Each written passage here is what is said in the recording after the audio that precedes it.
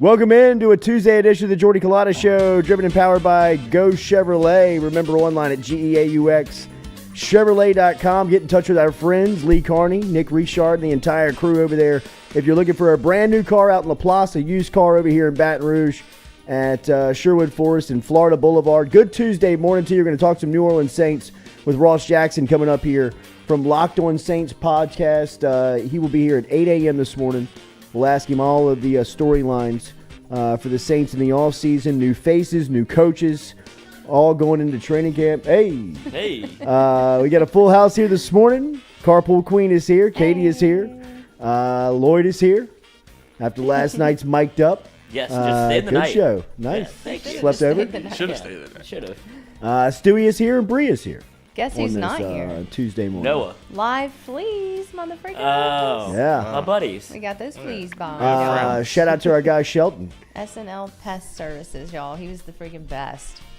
What a job, What bro. a job. I mean, like, I had no idea just like the lengths they went to. No. I thought we were gonna get tinted. Like that's what I think of when I think of like getting bombed. I did too, but he had like a gas mask. Dude threw on a gas mask and a nuclear suit. Yeah. Went under the house. Oh. Looking in the rain. In the rain. What else is down there? I don't want to No, know. we didn't ask. I left. And he went in the attic. Do what you gotta do, man. Yeah, man. And I You mean- take it from here. I wouldn't do it for what we paid him. There's no possible way No he could way. pay me that to even just go under No the way. house here. No like, way. I wouldn't crawl under there for that. There's probably kittens under there. Which is a very that's not scary. that is a Kittens! that is a Possums. I'm telling you something Ooh. is, swamp monster is under there, man. Something's under there. Shout out to Shelton. No fleas and, today. And their prices. Yeah. Jeez. Because I thought he was kidding. I know. I mean, I was like, for just today? Is that like when you come back next week too and charge it again? Nope, that's the whole thing. I thought he was just gonna like come in here, literally pull the pin and walk out. No. I know he had to go into the house. No, he You sprayed said like pull the everything in here. No. Like Gas all mask. the surfaces. Guess that's yeah. why I'm not qualified. I No watched it chance, through the dude. windows. It was scary, like that thing on his head.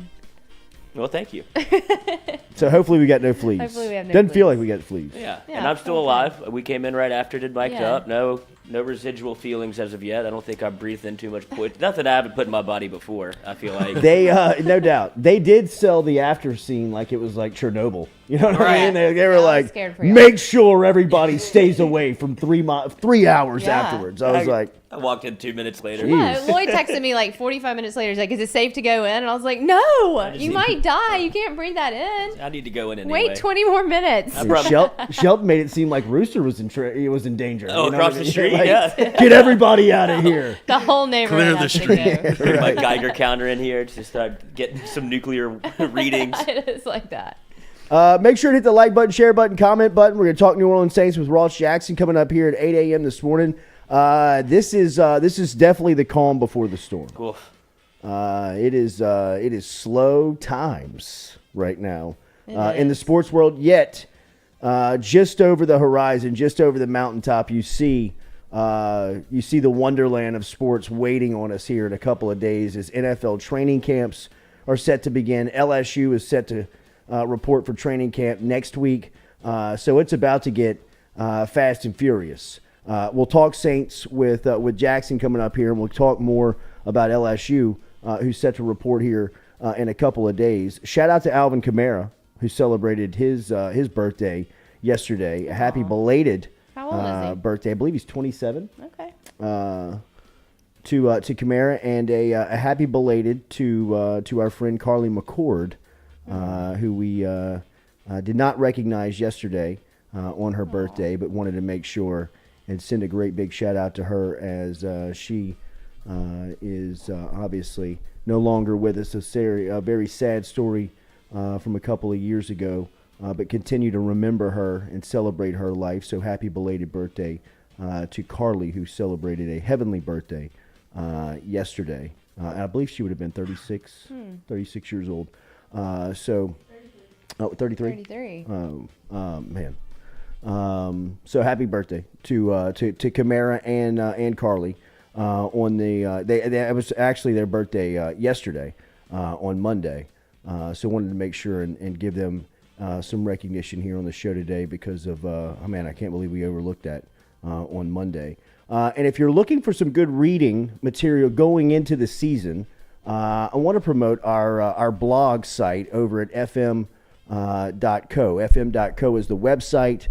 We have the blogs that if you have been following us on social media, you have seen the blogs coming out from some of the interviews that have been coming through here on the show. A lot of the players, a lot of the coaches that have been coming through here from LSU in the offseason, we've been posting about, writing about, and really a great writing team. Anthony Bailey is really heading up our blogging department, and he is just a young student from Baton Rouge. He's studying over in Syracuse, home for the summer, and has really been doing a great job in leading that department. Joy Holden, who I went to high school with, is a local teacher here in town, was seeing some of the stuff that we were getting going, and she reached out and was looking for something to do during the summertime as she was away with her family and spending time with her family.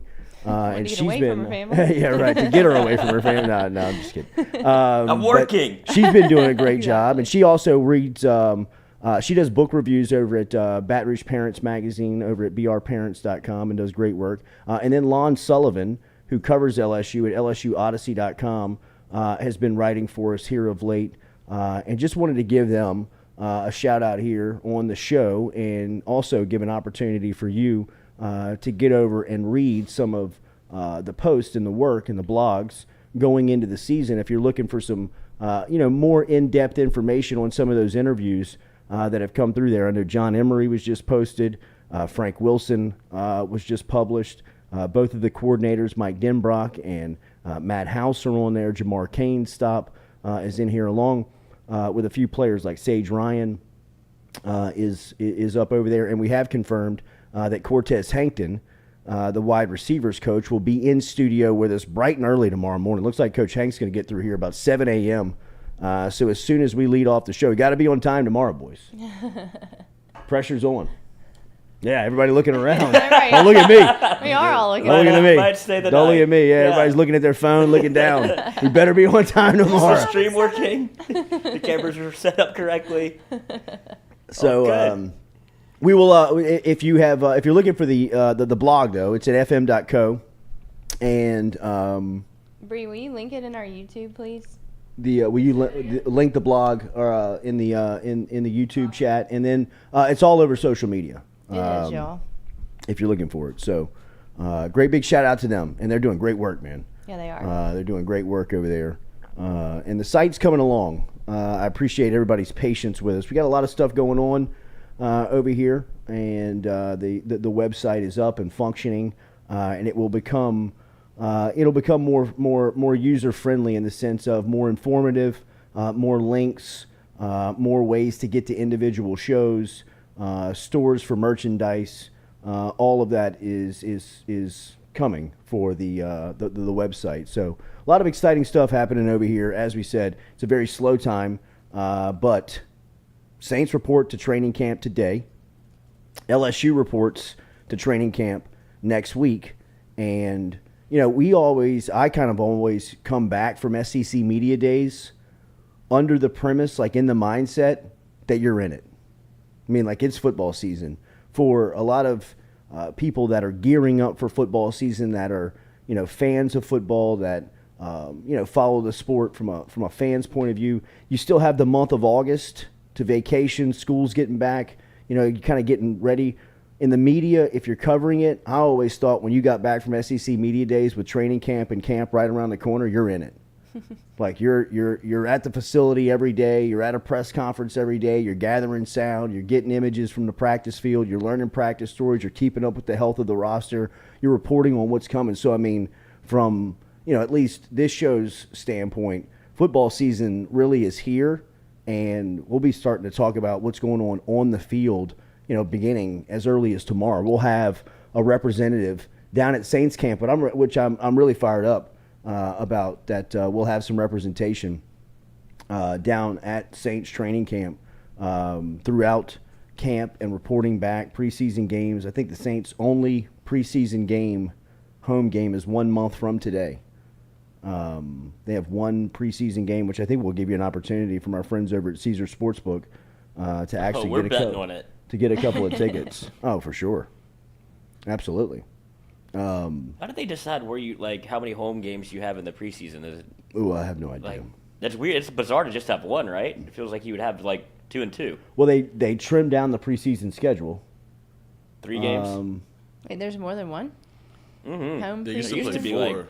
Yeah, it there used to be 4. they used to be 4 because it was a part of the ticket packages. Oh, okay. So that's how So they they were did a able little to kind of extra slide cheese. in some more games, and that's why the owners were always big on a 17-game, 18-game regular season, because they wanted one more ability to sell some more just money. one more game Yeah. day. And the players in negotiating the collective bargaining agreement said, we'll give you one more game, but you got to take away preseason games. Okay. And that was really kind of the negotiation between each side. And But look, they didn't man. take it away. Took one game away. Just one. Okay, so now there are 3? Oh, did they just take one? I thought they took. There's three preseason There's games. three preseason games because, for the high end players, for the starters, preseason's a big waste of time. But for a lot of people, it's their livelihood. It's really your ability and your chance. It's your job interview. Yeah. If you're a football player, it's the interview process. Can you play or can you not play? We can talk about it all you want. We can practice it all you want. But the only way to find out whether you can play or not is turn the lights on and play football. And, if you take away a game out of the preseason, there's a lot of people that make other teams get attention from other scouts, GMs, from preseason rep steps. The amount of film that coaches watch at that level would really blow your mind. Yeah, The I can first time imagine. I ever saw it, the first time I ever really recognized it and thought, wow, they just sit around here all day and just digest film in a way, though, that you and I would become I would be snoring Yeah. 5-10 minutes into it. The stuff that they're watching, looking for, breaking down, evaluating, just Watch this in 2 a o'clock step dark for an offensive room, tackle in right a here. dark room See that? with See that, boy? with a remote control and a huge dip in their mouth. You know what I mean? It's just it. Ugh. Well, so You, what that's is that's why that's the you better love it. So what's part of one coaching. game less going to do? Why just take away one game? They took away weed too. The weed testing. Yeah. They gave them weed. Yeah. Yeah. Yeah. Yeah, they much. didn't take away weed. Um, But one game, big deal, right? to NFL players, it is. It is a big deal? Yeah, Okay. just game week Yeah. is, monotonous. Yeah. It's just Yeah. going through the process, and if you could take one of those away, Yeah, I guess so. it means a lot for them. And for the owner's standpoint, if you can give us one more in the end, where we can make our money and beat your bodies up, you know Yeah. what I mean? We're in. You know what I Yeah. mean? That's. We don't care That's about what they you. would do. Right. The NFL has been preaching player safety, and Yeah. they don't. They Worried don't about that. Yeah. dog. safety. Yeah. Yeah. You know what I mean? How much? uh, How many I mean, commas are on this check? when the debate comes down to player safety or another game, they showed you what they wanted. There's really only way. There's only one clear way to protect a football player. Don't play football. And the NFL was Yeah. squeezing more games. Actually, we would like Yeah. you to play more football. Right. Go out there. One extra game. But we care about your head. Right. Yeah. Right. We do. Right? we do. There is no new concussion protocol, and we're spending millions on equipment for you, but one more game. And don't wear that visor. One more game. And those socks are too low. Right. Yeah. Not showing the stockings. But we gobble it up. Hey, eat it We're up. at the trough. It's straight up ready to eat. Oh, man. Starving. Starving. When I I, mean, I was trying to make the Give document. me Alvin Kamara training camp, visuals, running, not touching a ball, doing backpedaling, jogging, chin strap undone, visor on. I'm all in. I'm in. That's football. I'm all in. Let's go. I'm late to meetings. I'm missing calls. I'm just refreshing my feed. I mean, Mike Thomas, we got Chris Olave. Hard Knocks in 2 weeks. Huh. Who's hard? Not who's Detroit, the Lions actually reached out really? because they reached out to HBO like, can you please do Hard Knocks on us? We have had no pub ever in our life. Yeah, Really? like we're just trying to get out there in the newswire. So they reached out. So it'll actually Dan Campbell? Yeah, Man Sad. Campbell. Man Campbell, They'll actually probably be a little bit better this the year. man eater. Yeah. No, Because they'll they'll be good. put out some content. Well, they're going to put on. Right. They're not going to shut the Who's door in Detroit? everybody's Who's face. Detroit's most famous player? Jared Goff is on their team. Ugh, Darius. gross. No, I was about to say Jeff Darius Okuda? Slay. Yeah, Jeff Okuda probably. No. Is Adrian Peterson still on the Lions? Yeah, right. Still? The Right. Lions, they're a shit show. Yeah. Can't even think about their most famous They had a player. pretty good draft. They had Aiden Hutchinson. Mm-hmm. Then did they get Jamison Williams? Yeah. Yep. But he's hurt. Right? DJ Chart. DJ Chart? Sorry, brother. Ugh, Oh. gosh. Jacksonville to Detroit. Oh, God. From Herb. And DeAndre Swift. So there you go. Okay. Is he still there? Yeah. Yeah. Wait, so when is that? 2 weeks? And Is that what Alex you said? Anzalone from former Saint. Okay. Well, they have a lot of Saints. Yeah. 2 weeks from, I don't know. It's God, in 2 I weeks. just finished the Cowboys one. August 1st. So who's the Amazon? Cowboys one was good. It was August good. 9th. It was good. Who's the Amazon team? Is Amazon doing They their haven't done that in a while. All or nothing. All or Nothing? That's a great series. That's the Dallas one you're watching. Oh, I haven't watched that. You haven't watched that one yet? All or Nothing? Uh-huh. Yeah, No. Dallas was on Hard Knocks last year. I did. I just finished the Dallas Hard Knocks. I believe it was just now. Dak's second year or third year. Okay. They did All or Nothing with the Dallas Cowboys, and All or Nothing is where they follow a team the entire season. Oh, really? Like they never leave them. Oh yeah, I gotta watch Like that. in Hard Knocks, it's just a Yeah, preseason. yeah. The first All or Oh, Nothing. they're doing a soccer. They're doing it on Arsenal this year. Ugh. I mean, I might watch it anyway. No, maybe. I love those, but Me too. but you got to have the football one. Yeah, well, what they also do now is they did this last year. I don't think any of us watched it, but they did Hard Knocks in season as well. And Yeah. none of We us talked really about tuned that. into it. It's like, Yeah. I'm just watching football now. I don't need this. Who was I the Hard Knocks forgot. during the season? It was Indianapolis. The Colts. That's yeah. right. With Carson Wentz. But they had Probably two good. teams. Yeah, they did the All or Nothing. I mean, they did the Hard Knocks preseason with the Cowboys. Cowboys last year. And then they did in season The Colts. the Colts, and they just announced it. Like, and they're like, "Oh, we're doing this too," and it's like, "Oh, I'm not gonna watch Yeah, I that." never Right. watched Yeah, it. the but we promotion did was talk no good. about No it. good. Yeah, it was no good. I kind of thought all y'all watched it, and I just didn't. No. So no. Cool. We could all watch it Yeah, together. we'll try. Movie night. Yeah, Watch party. watch party. Yeah. There you go. Remember, Daily, we're brought to you by Dead Soxy. Brian Burgess, is that a Dead Soxy collection between Jordy and Katie? Yes, It is, Brian. Brian. It's a sock drawer. Get over to deadsoxy.com and use the promo code Jordy, where you can save up to 35% on custom designed socks, or they have the LSU themed apparel socks that you can pick up today. I've got the athletic edition on right Oh, now, you have and them they on? are. See, that's a perfect. Nope, that was They're the perfect link. best Yeah, see, socks This is the ever. perfect He went right like here, bro. he I went mean, like seriously, y'all. 1970s Lakers. Yeah, That is what that looks I feel like I'd be Jerry a West. superstar at the rec. put him on The Pistol park, Pete. absolutely. Pistol Pete yesterday.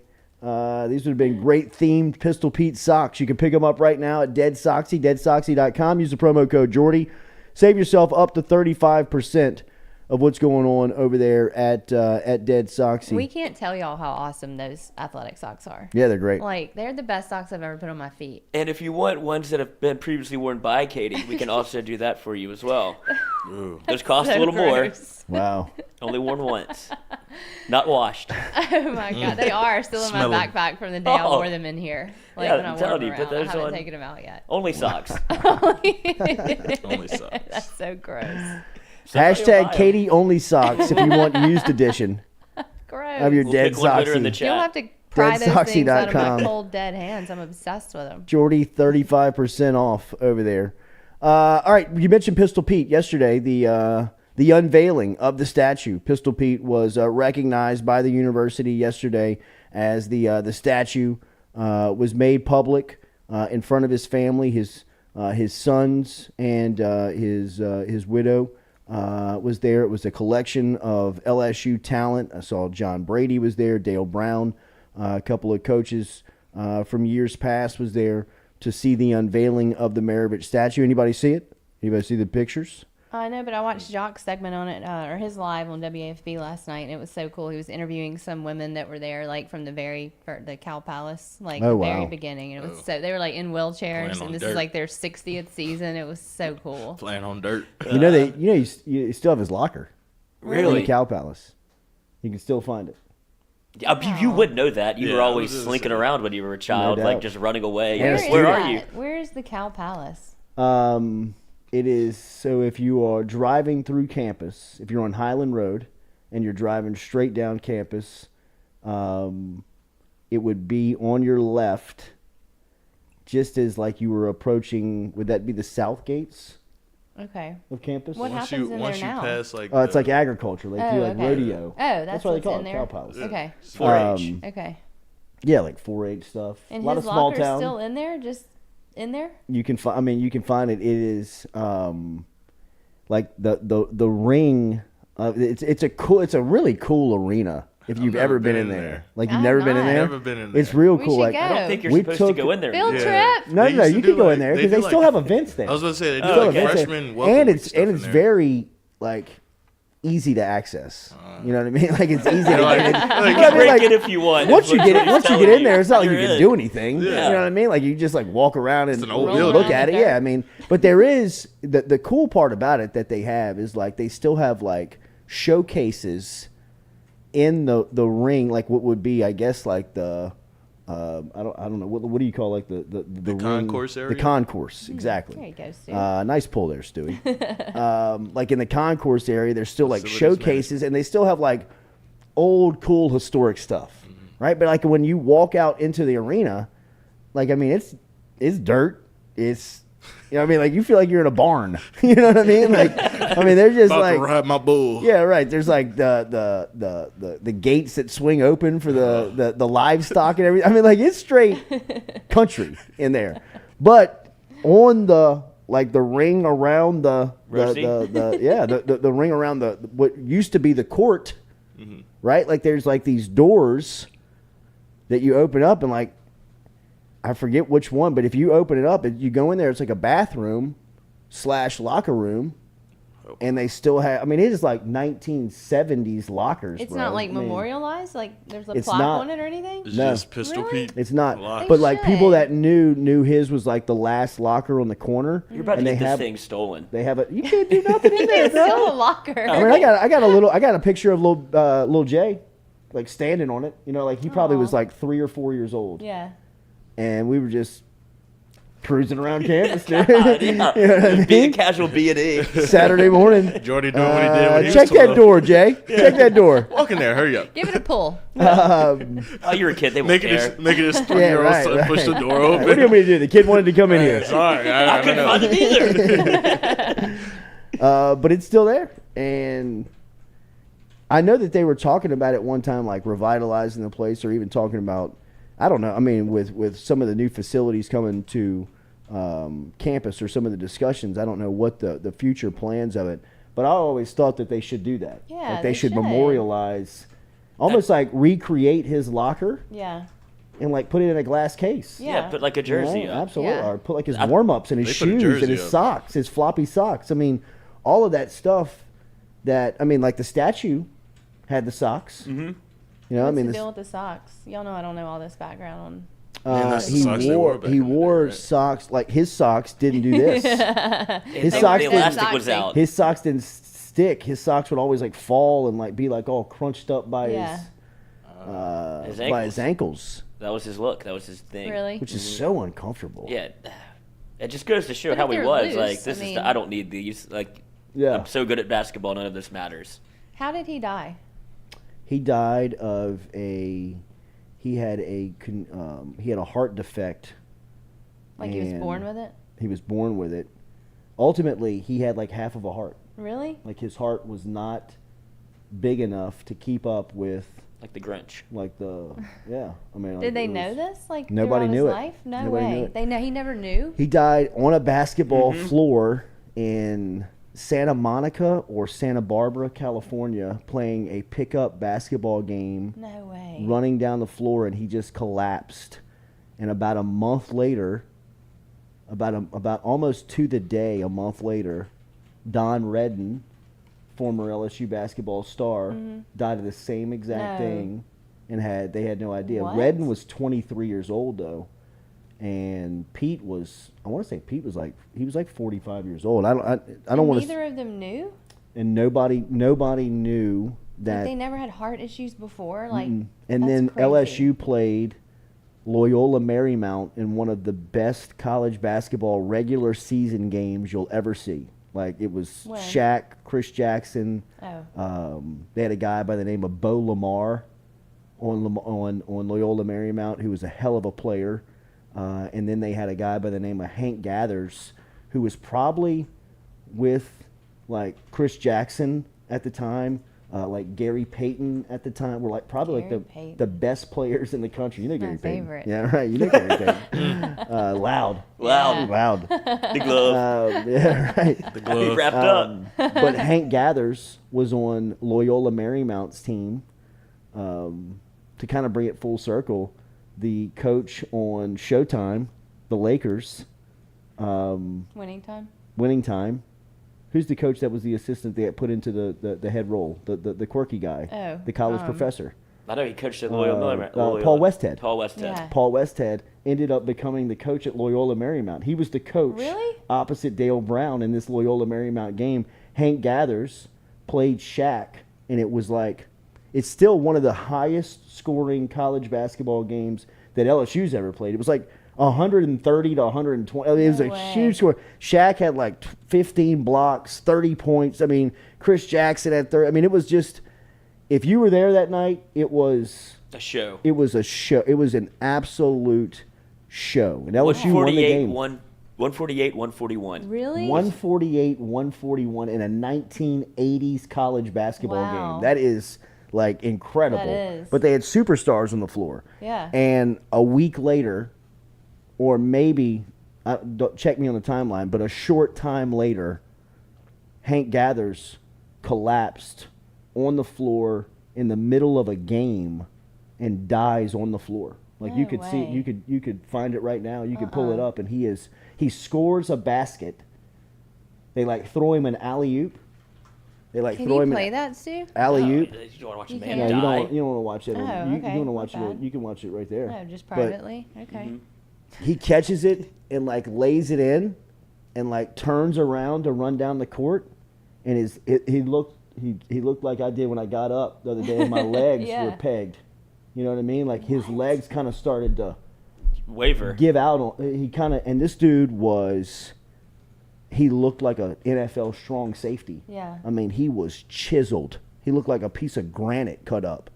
And I mean, you could see kind of in his eyes, like, Yeah. oh shit, Something's I'm going in trouble. down. Yeah. Yeah. I'm in trouble. And he hits the ground, man. Wow. And he dies on the court. Just instantly? Did I say Bo Lamar? I know Bo Lamar played for the USL in the 70s. Kimball? Was it Bo Kimball? Yeah, it was Bo Kimball. Bo Kimball, that's right. And Bo Kimball, so Bo Kimball's his best friend. Is Hank Gathers his best friend? And Hank Gathers is left-handed. And the rest of the season, Bo Campbell shoots his free throws left-handed. And I want to say, like, shot like 95%. Oh my And he started gosh. doing it like whenever he like made the decision to do it. It was in like an overtime game. Like, I think it was that same game where they like had to replay the game or something. I don't want to get the story wrong, but he goes to the line and decides he's going to shoot left-handed, and they're like down 2. Yeah. And he like has to make these Yeah. free throws. Might He's have been like in the tournament. yeah, he's like, Yeah. I don't care, I'm Still doing it does it anyway. left-handed? And Yeah, he absolutely. makes Drains both him. of them. Drains And him. they're like, okay. They got on real. a run. Yeah. They got on a run. There's a 30 for 30 on this. Yeah. There It's might be a awesome. Oh, movie. really? There might be a I movie on gotta the Hank watch Gathers that. thing. That's so cool. But they got on a Aw, what a run. story. And like, you could have really seen a scenario where like they could have made a run at it with Gathers. I mean, he was. Yeah, the guru of goes, ESPN 30 for 30. It was. The Guru of Ghosts. Okay. Of go. It's awesome. Guru of Go. Okay, I'll watch it. Um, Wow, what a story! I never knew. It was So many wild, man. stories I don't know. In fact, I just went to Kelly's grandfather just passed away Mm-hmm. a couple of weeks back, and he was buried in a Baton Rouge graveyard, and it happens to be the graveyard that Pistol Pete Oh, really? is buried in. And I asked the guy that was kind of like overseeing the service if he knew where Pete's headstone was, if he knew where his gravesite was, and he was like, yeah, bro, it's like right there. And I was like, for real? He was like, yeah. I was like, wow. So I like, at the end of it, kind of like shade off Yeah. You know, like walk over there, and he was like, "It's easy to see. It's a white white Hessian, and always has fresh flowers on the top of it." He was like, "It's the third row in the back." I was like, "You like basketball?" He's like, "I'm a hoop junkie." I was like, "Okay." And I had no idea. I think I've obviously told a story about Don Redden and I, about how close we were when I was a kid and he passed. And I remember going to his funeral. I vividly remember like being at his funeral and listening to Dale Brown speak, and then like getting into the car and following the procession like to the gravesite. I just never realized where the gravesite was. I knew where, like what graveyard it was. I just never knew where in the it's Roselawn over by Parkview, where it officially was. And Don Redden's gravesite is at the foot of Pete Maravich. Really? When I'm telling you, like they're like, Yeah. it's like they're like lined up. I had no idea that they're like this Yeah, like head to foot. to one another in the graveyard, which was like mind blowing to me. Just because, I mean, both of them were not from here. Right. Both of them were not from Baton Rouge. Yeah. And to have them buried in Baton Rouge, and I don't make this so, dark. No, I mean, but I I mean, asked. it's crazy to see those Yeah, two that is LSU interesting. basketball players that meant so much to the program buried close to one another in a Baton Rouge cemetery, and they're both not from here. Yeah. You know, like that is it's interesting.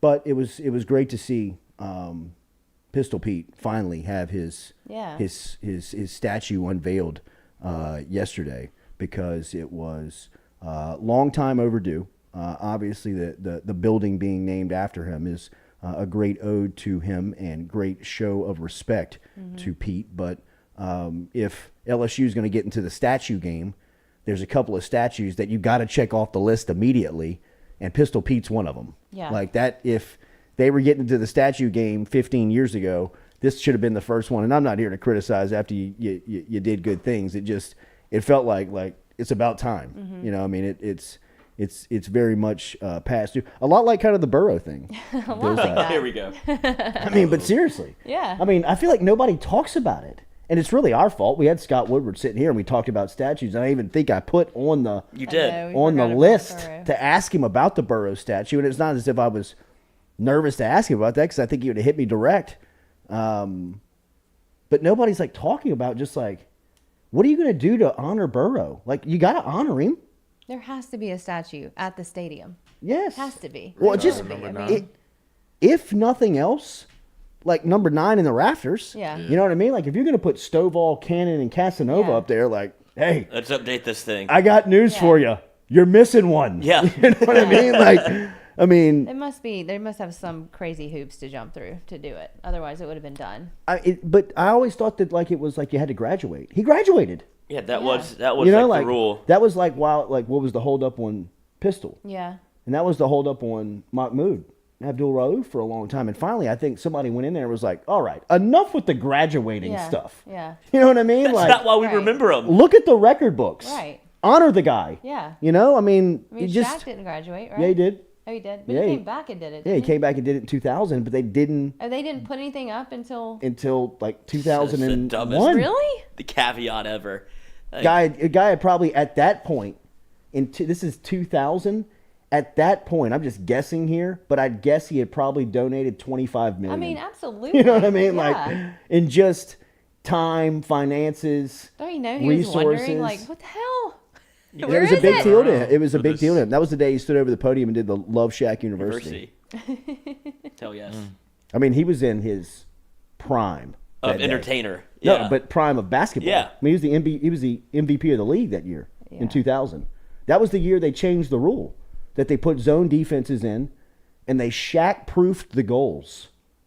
Oh yeah, they've reinforced. They the Shaq they put stickers on the hydraulic system of NBA goals that said Shaq-proof That's crazy. to give you an idea of what this dude did to the game. Like everywhere? Like Look that up was the an NBA Phoenix thing? Suns game when he snaps the hydraulic system for an NBA goal. The craziest highlight of him breaking a backboard is the one in New Jersey when he goes baseline and he pulls the goal down on his head. He cannot pulls the imagine. entire goal down on his head. But the ones that the craziest is Ahmad Rashad has him on Inside the NBA, which is the best show maybe ever. I mean, Inside the NBA with Ahmad Rashad and was it Hannah Storm? I think it was a young. I think it was a young Hannah Storm. I don't know who okayed this idea that you're about to say. But they bring Shaq to like a local YMCA or like a Boys and Girls Club and like put him on a goal that doesn't have breakaway rims.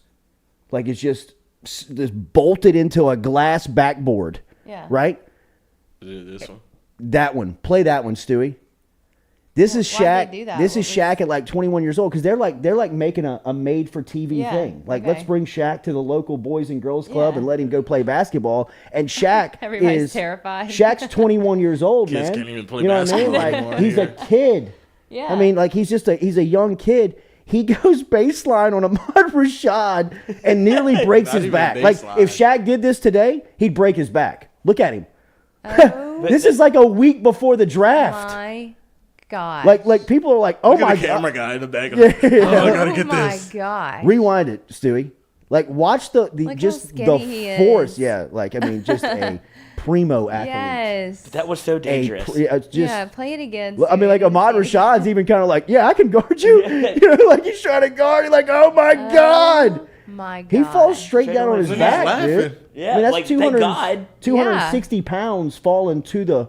Oh my gosh. I mean, he's joining an elite company, Quincy Wiggins. That Stewie, is find the one that amazing. he breaks in Phoenix. Wait, did you see Quincy break the Yeah. coach? I don't think it was a 10-foot goal. No, that was 10 foot. That's what you read. Are you sure? Somebody was saying it was an 8-foot goal that they had lowered it. Can you? I don't think you can lower the You goals. can't lower the goal. You read. Where'd you hear that? Really? Yeah. You can't? No. You're not gonna divulge your source. No, I mean, somebody, one of the players I saw was like messing with him on the post. Oh, okay. Like the goal was low, man, Oh, Still, Yeah. Interesting. Still. but he can dunk a 10-foot goal. Yeah. Yeah. We know. Wow. We know what Quincy can do. All right, let me I see if can mean- get on. Find the one in Phoenix.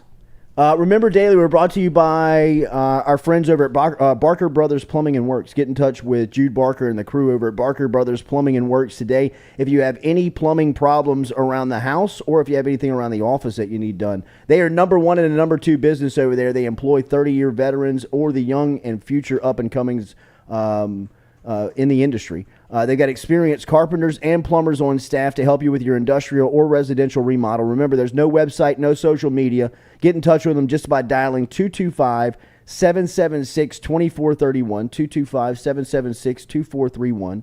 Mention the Jordy Culotta Show and save yourself 15% on the latest over at Barker Brothers Plumbing and Works. Is this in Phoenix? This is the craziest one. Visually, it's not as satisfying right? as the Inside the NBA or the New Jersey dunk. He could have killed himself in New Jersey, really. I mean, we'll play the New Jersey one next. I think that's the one that everybody knows when he pulls the goal, like, on his head. But this is the one that shows just how strong this dude was at one time on the basketball floor compared to everybody else. Nobody ever thought you would have to build a hydraulic system stronger than this to even like contain NBA players. I mean, think about what the goals have already taken on. I mean, they've already taken on like Patrick Ewing, Moses Malone, Dr. Hakeem J. Olajuwon, Dr. J. I mean, just think of Daryl Dawkins. You know what I mean? Like some of just the players, they had to change the goals from just panels of glass to the hydraulic system because of Dawkins. And they had to change it again because of Shaq. Well, then they make the hydraulic system, and Shaq does this one Sunday On a in putback. Phoenix on just a putback. Oh. Look at the fans. They're like, oh god. Look at the My look at the God. players on the bench. I mean, the players are like, That's I've never amazing. seen this. That is, yeah, play it again. I mean- See it Crazy. again. That's amazing. Didn't take the whole goal. He with almost me. pulled the goal He With did. him. over. I know. Would that have even been possible? I mean, I don't think anybody thought that this was possible. I mean, yeah, he almost takes the whole thing, Crazy. and then it just kind of slides. It and then it's like, does. all right, I'm done. I'm It defeated. does. Wow. What a show! So then, how did they reinforce that for him? What did they put? They made the goals at the knuckle where Yeah. it's like going back. Right. They made it like if you go look at one now, it's like That piece steel, isn't coming up. Yeah. it's like Yeah. titanium. Yeah. It's like You know what I mean? nailed It's to the like you ground. can't. You used to be able to like walk behind a goal and like hug it. You know what I Right. mean? Like you could put your arms around it. Like now, You know, like a he piece of freaking machinery. panicked yeah. I mean, when it's. that thing started I coming mean, down. look at the. They're like, we don't know what to do. Yeah. right. I He mean, didn't know what I to think do. they had to go get new another goal. goal out of the Phoenix. Yeah, look, they're Yeah. bringing a new goal in.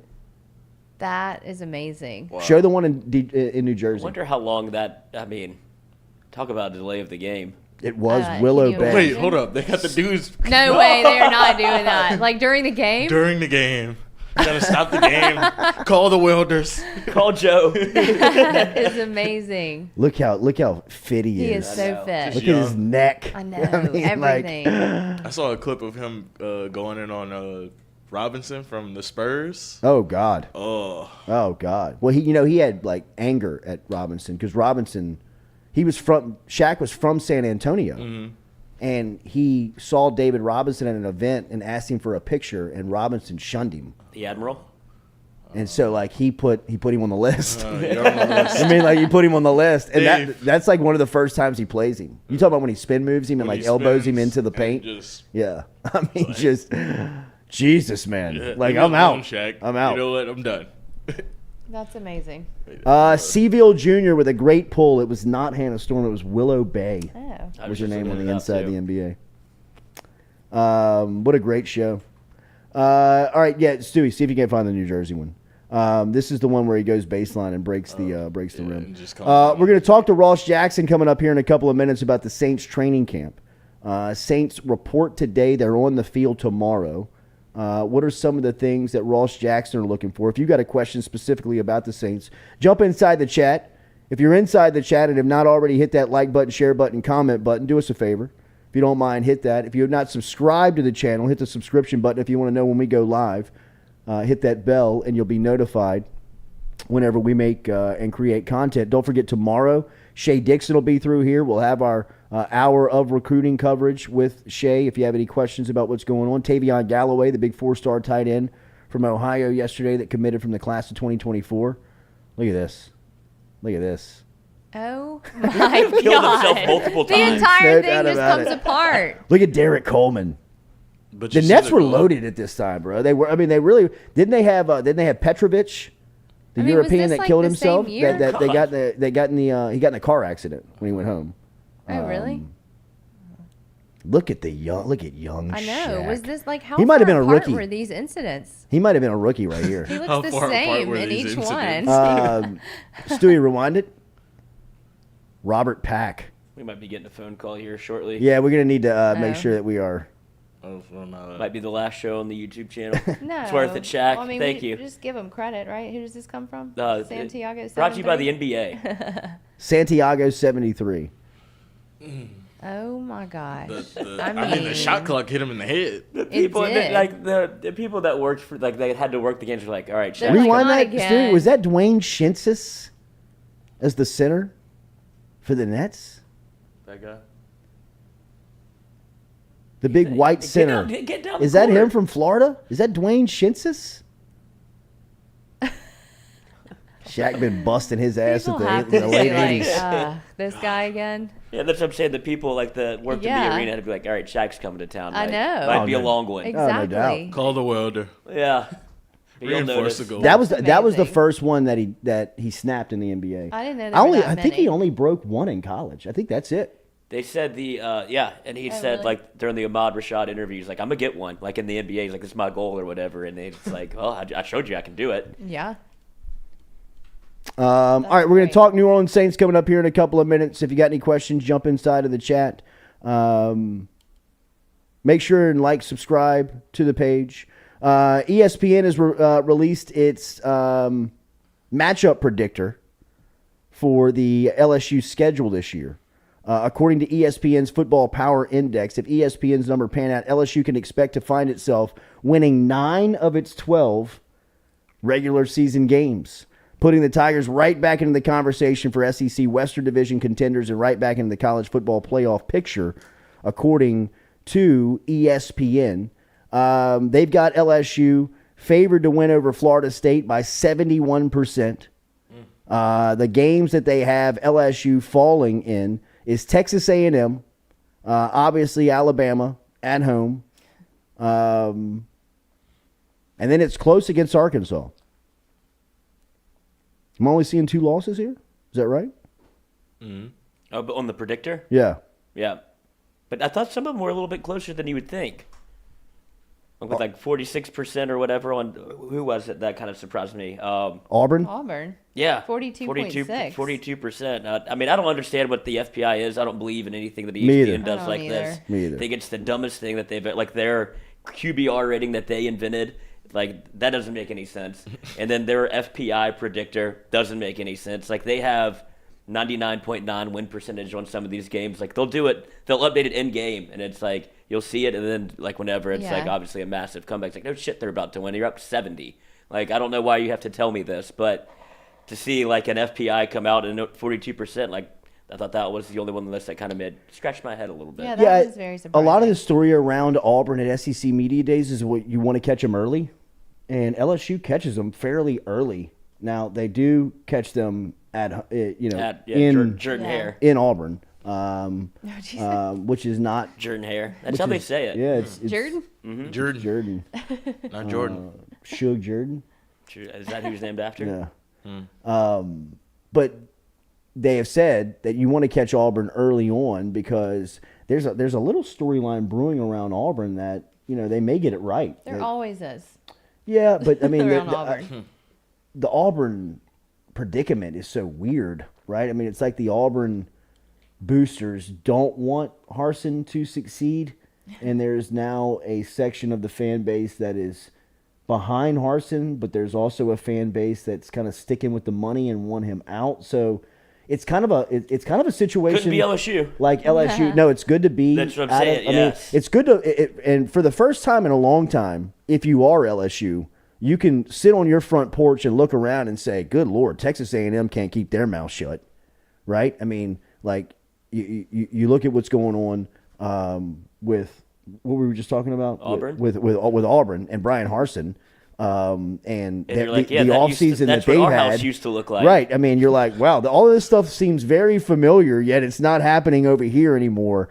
That's a good thing, right? I mean, like I was talking to an Auburn insider over at SEC Media Day last week and said it really kind of reminds you of Les Miles. That's exactly what it feels like. When he was at LSU, there was a certain section of the fan base that couldn't stand him no matter what he did. And, I was driving the bus on that Calvary, but there was also a section of him that felt like he always was representing LSU. He was going to win 9 or 10 games. He was going to recruit at a high level. He wasn't going to get the program in trouble. He was going to graduate. All the stuff that kind of checked the boxes for college coaches at the time, people thought you were getting with Miles. There was a specific section of the boosters that couldn't stand him, weren't going to donate any money as long as he was there. Then there was a certain section that was right behind him. You even had the administration kind of split on him. Aliva couldn't stand him. They fired him and then hired him in the same day. Right. I mean, Aliva wanted to out him, and there were people kind of within the program that were taking up for him. I mean, it was very splintered, right? I mean, Scott Woodward sells alignment. LSU was very misaligned during the time of Les Miles, Joe Aliva, F. King Alexander, where certain people wanted some things, other people wanted other things. Now, you'll always have that when you bring a collective group of people together, but for the most part, you've got equal-minded people on the same page as much as you've ever had at LSU and just covering the athletic program. But when you look around the SEC, you see other schools that are definitely just trying to get it right. I mean, Billy Napier had to handwrite a letter to his fan base that they published on the school's website for the fan base to go see on, telling everybody to calm down about recruiting. I mean, it's just, there's a lot of storylines brewing around the conference that LSU's not really dealing with, which feels good for the first time in a long time because they have been the program where people have pointed and looked at and said, Don't be that like don't that. want to be us. I mean, Tennessee's got 18 level 1 violations sitting on their desk this morning. You know, I mean, they're at some point you're going to have to deal with that. At some point there's going to be a fallout to that. Even LSU is kind of waiting to see what's going to happen with the NCAA probe into their basketball program. But for stories that are coming out present day, LSU seems to be on the right side of them going into the season, which is a good thing. Well, and isn't that kind of the feel that you got during SEC media days? Like you could see probably other people that represented other programs or like cover other teams in the SEC. They were probably like looking around and like, oh, because they still tried to like kind of make fun or poke fun at LSU, and it's like this isn't working anymore. Like, yeah, this is not the same girl that came to the dance last year. No, there's an overriding sentiment of LSU got it right. Right, Like that's what I'm saying. They're looking around for like, oh, let's make fun of the fan, whatever, and it's like, okay, you can make fun of. You're not going to get anything out of us. For people who do not like LSU, this is their worst nightmare. Right. Really and truly, Brian Kelly is a shade of Nick Saban that you had here for 4 years that showed you and gave you the blueprint on exactly how to do it. Nobody wanted to follow for some reason. Like, Well, I mean, I think Skip Bertman was so intimidated by Saban and what he had done to kind of, they'd walk into a room together. And you got to remember, I mean, this is 2000. I mean, Skip Bertman, still Skip. Skip Bertman won a championship. He won a championship in 2000. He becomes Saban's boss in 2004. In the last year, Saban and Bertman walk into a room together. I mean, people are jumping over Bertman to get to Saban to shake his hand. I mean, that may not, we may not understand. Bro, you got 5 championships. You got streets named after you in the city. People are still, there's a lot of ego there that Skip looked around and was like, hang on. I run this town. Yeah. So the next guy that I bring in, I'm going to make sure that I'm going to have at least the power to stand over. Be the biggest dick in the room. Yeah, absolutely. I'll be able to fold my arms and stand behind him, and people will recognize me first. Right. And I think that went into high. I mean, at that time, LSU could have had anybody they wanted. They could have hand selected the coach that their roster was so good. You had the number 1 pick in the draft, stashed away. You know what I mean? Like it was. You hadn't even seen him yet. It was. Who else was like on that list if you remember? Golly, I mean, if I can remember correct, I want to say Bobby Petrino. His name was heavily into it. I want to say Houston. And Saban told Skip Bertman to hire Houston Nutt. Really? At the time. Wow. I think Bertman asked him, who would you hire? And he said, I would hire Houston Nutt. Sabotage. Steve Spurrier had just taken the Washington job. So he was making the leap to the NFL. He was out of the league. Yeah. And he had not yet started to really fail at it. He's so still he was still in it. Yeah. He was still kind of motivated to be there. But if I remember correctly, I remember names like Petrino. I remember the report of Houston Nutt being out there. But if I also recall, I believe Bertman moved pretty quick. Mm-hmm. That it was a pretty quick deal that he got done with Miles. Seville Jr., Mac Brown, Brock TV says Butch Davis.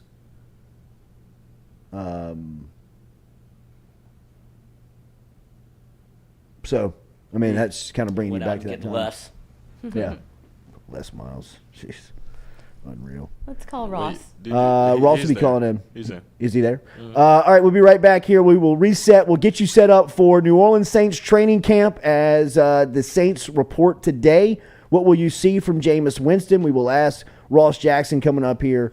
We are brought to you daily by GoFlow IV. Remember our friends over at GoFlow IV. Mention the Jordy Culotta Show and save yourself 15% on your initial visit over there. GEAUXFlowIV.com. GEAUXFlowIV.com. From Locked On Saints podcast, next, Ross Jackson here on the Jordy Culotta Show, driven and powered by Go Chevrolet.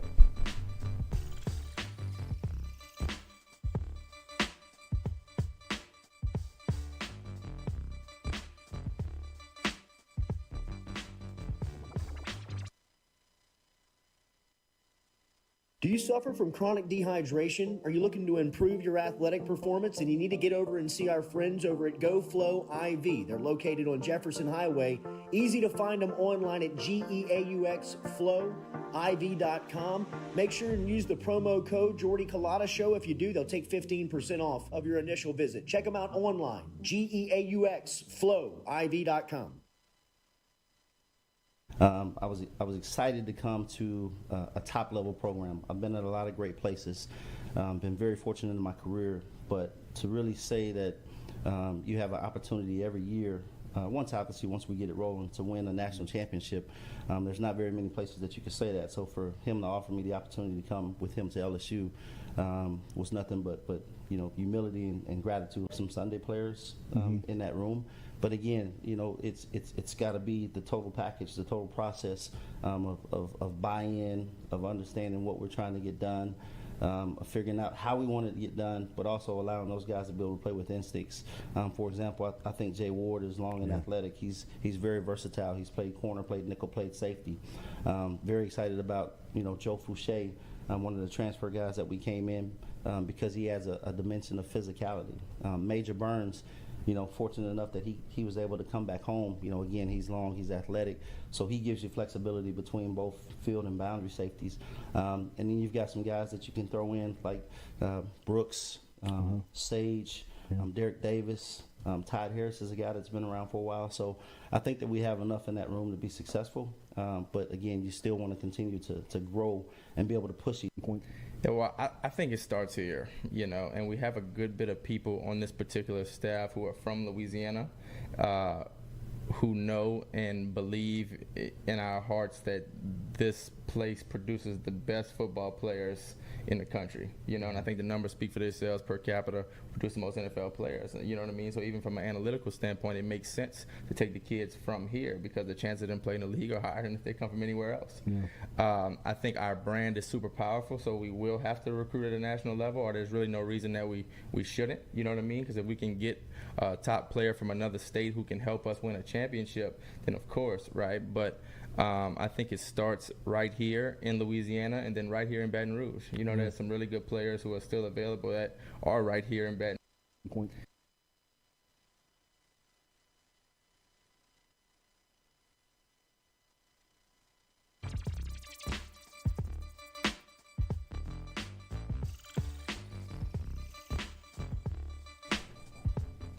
Welcome back here to the Jordy Culotta Show, driven and powered by our friends over at Go Chevrolet. Check them out online at GEAUXChevrolet.com.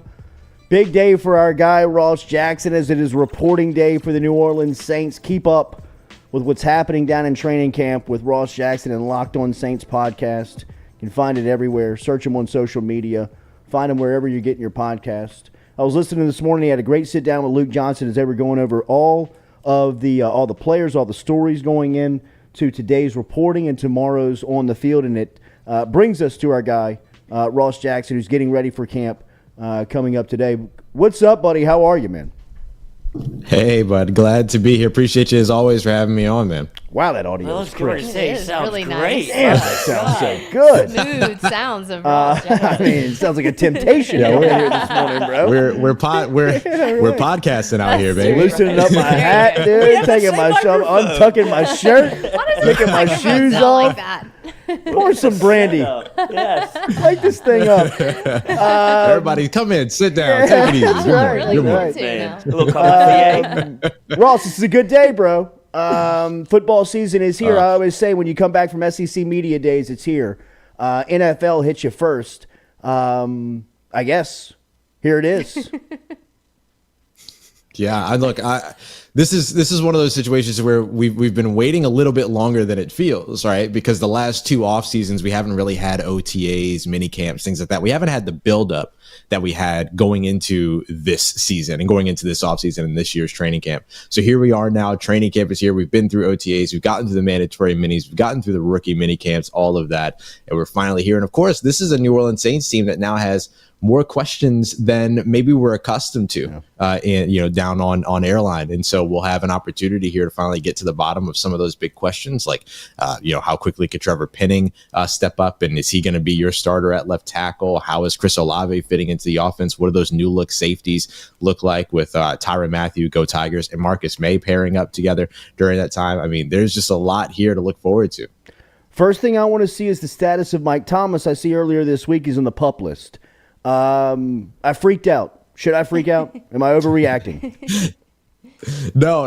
Look, I'm never going to tell anybody that they're overreacting, but there's no need to freak out, no need to hit the panic button on this one. The PUP list, the physically unable to perform list, is a list that players go to when they are unable to heal from an injury or be ready to get out by the time that camp starts or even by the time that the season starts. But those two benchmarks are really, really important. If you end up on the PUP list before the season starts or as the season is beginning and you're still on that list, you're guaranteed to miss at least 6 games. Then you've got 3 weeks of practice to get back out on the field. If you can't do that, then you end up on season-ending IR. That's what happened with Michael Thomas last year. But going on the PUP list before training camp, you can come off that list whenever the team is ready to bring you off the list. So he's still on track to be cleared early in training camp. So I would imagine that would mean within the first few weeks is the way that I would say it, before preseason and joint practices with the Packers and stuff like that get started. So as of right now, no need to panic, no need to be concerned just yet around the PUP designation for Michael Thomas or Marcus Davenport for that matter. Ross, I'll never point and ask another person about an injury. I mean, it's your own body and you know yourself. But is this the same foot injury that he's been dealing with since the start? I mean, has there been a setback? Why is this taking longer than it feels like it should for him to be at 100%? Yeah, I mean, he's recovering from a couple of different things here. So you have the injury, which was the ankle injury we saw take place at the beginning of the 2020 season there against the Tampa Bay Buccaneers. Then he played on it all throughout the season, missed a few games, kind of said, hey, I'm going to go to injured reserve at the end of the season so I can be ready for the playoffs, did all that. And then that offseason transpired the way that we know that offseason did, to where, the communication was set up between Michael Thomas as well as the New Orleans Saints organization. Some things fell through, some things were supposed to happen that didn't happen, whatever. Now they've gotten into this position here to where Michael Thomas is not only recovering from the ankle injury, but he had a surgery back in, I believe it was last July. So that's the surgery that they needed. But then in November, he had to have a corrective surgery because of what was, if I understand correctly, it was sort of a botched procedure. And so with that being the case, he's not just recovering from the ankle injury that happened 2 years ago. He's now also having to recover from a corrective surgery to fix an issue with the previous surgery that was less than 9 months ago. So at this point, he is sort of where you would expect him to be when it comes to all of those things, although the ankle injury has certainly lingered longer than it needs to, but there's some sort of external factors to that. Jameis Winston, his offseason, first incredible to see him physically out there moving the way he is in just this short time off of the knee injury. But the leadership that he has shown through some of these social media videos that have popped up have been very encouraging to see. What have you heard from either the players that have been around there or seen from Jameis that makes you believe he'll be in a really good place here as New Orleans starter this season? Yeah, look, I think that what we've seen with our own eyes is certainly evidence that Jameis Winston is going to be very comfortable getting into this offense and leading this offense and leading this team from the get-go of the season. Now, it's going to take time for people to get into rhythm and get into more chemistry, things like that, but they've certainly helped themselves over on the offensive side by going to Miami, just like he took a few people last year over to Los Angeles. This year, they all go to Miami, they spend some time together, they work out, they get, they start going through, getting playbook and everything kind of in the body and all before they get to training camp, which is a really, really great way to do it. I've talked to a couple of New Orleans Saints players who have credited Jameis Winston highly for his ability to be a leader and his ability to lead those guys that are looking to learn this offense or that are looking to sort of learn what this offense will look like in 2022, because we can't expect it to look the same way that it did in 2021 when you had an entire offseason of a quarterback battle and an offense that was kind of being prepared for either or for those quarterbacks between Jameis Winston and Taysom Hill. Right now, there's no question this is Jameis Winston's team. The offense has been built around him. The offensive scheme will be built with him in mind by offensive coordinator Pete Carmichael and, of course, head coach Dennis Allen. So there's a lot here to give you some pretty good confidence in what it was that Jameis Winston is going to be able to do in this system. But talking to some of these players, they love what Jameis Winston has done, and he's consistently the favorite person in any room that he's in. And I don't think that just goes for Saints players. I think that's just kind of what Jameis Winston is in life right now. And that's a really, really great place to be going into this season, especially having to erase the sort of memory of the injury that he sustained, the entire recovery process that he had leading up to that kind of hindered him a little bit in terms of even where he could throw the ball over the course of the offseason. So really great to see them at this space together and finding additional space together to be able to get into rhythm. Ross, how do you like what they look like at the running back spot going into today and into training camp? How do you evaluate that position? Yeah, it's been a really interesting spot because I think that obviously you love what this running back room looks like if Alvin Kamara is available to you. But if Alvin Kamara is not available to you, you have a lot of question marks. Mark Ingram's great, number 5 now. He's changed his number from 14 to 5 with Andy Dalton, but he's also going into his 12th year. Not a lot of running backs do that. So what's the expectation? What should the expectation actually be for a guy like Mark Ingram?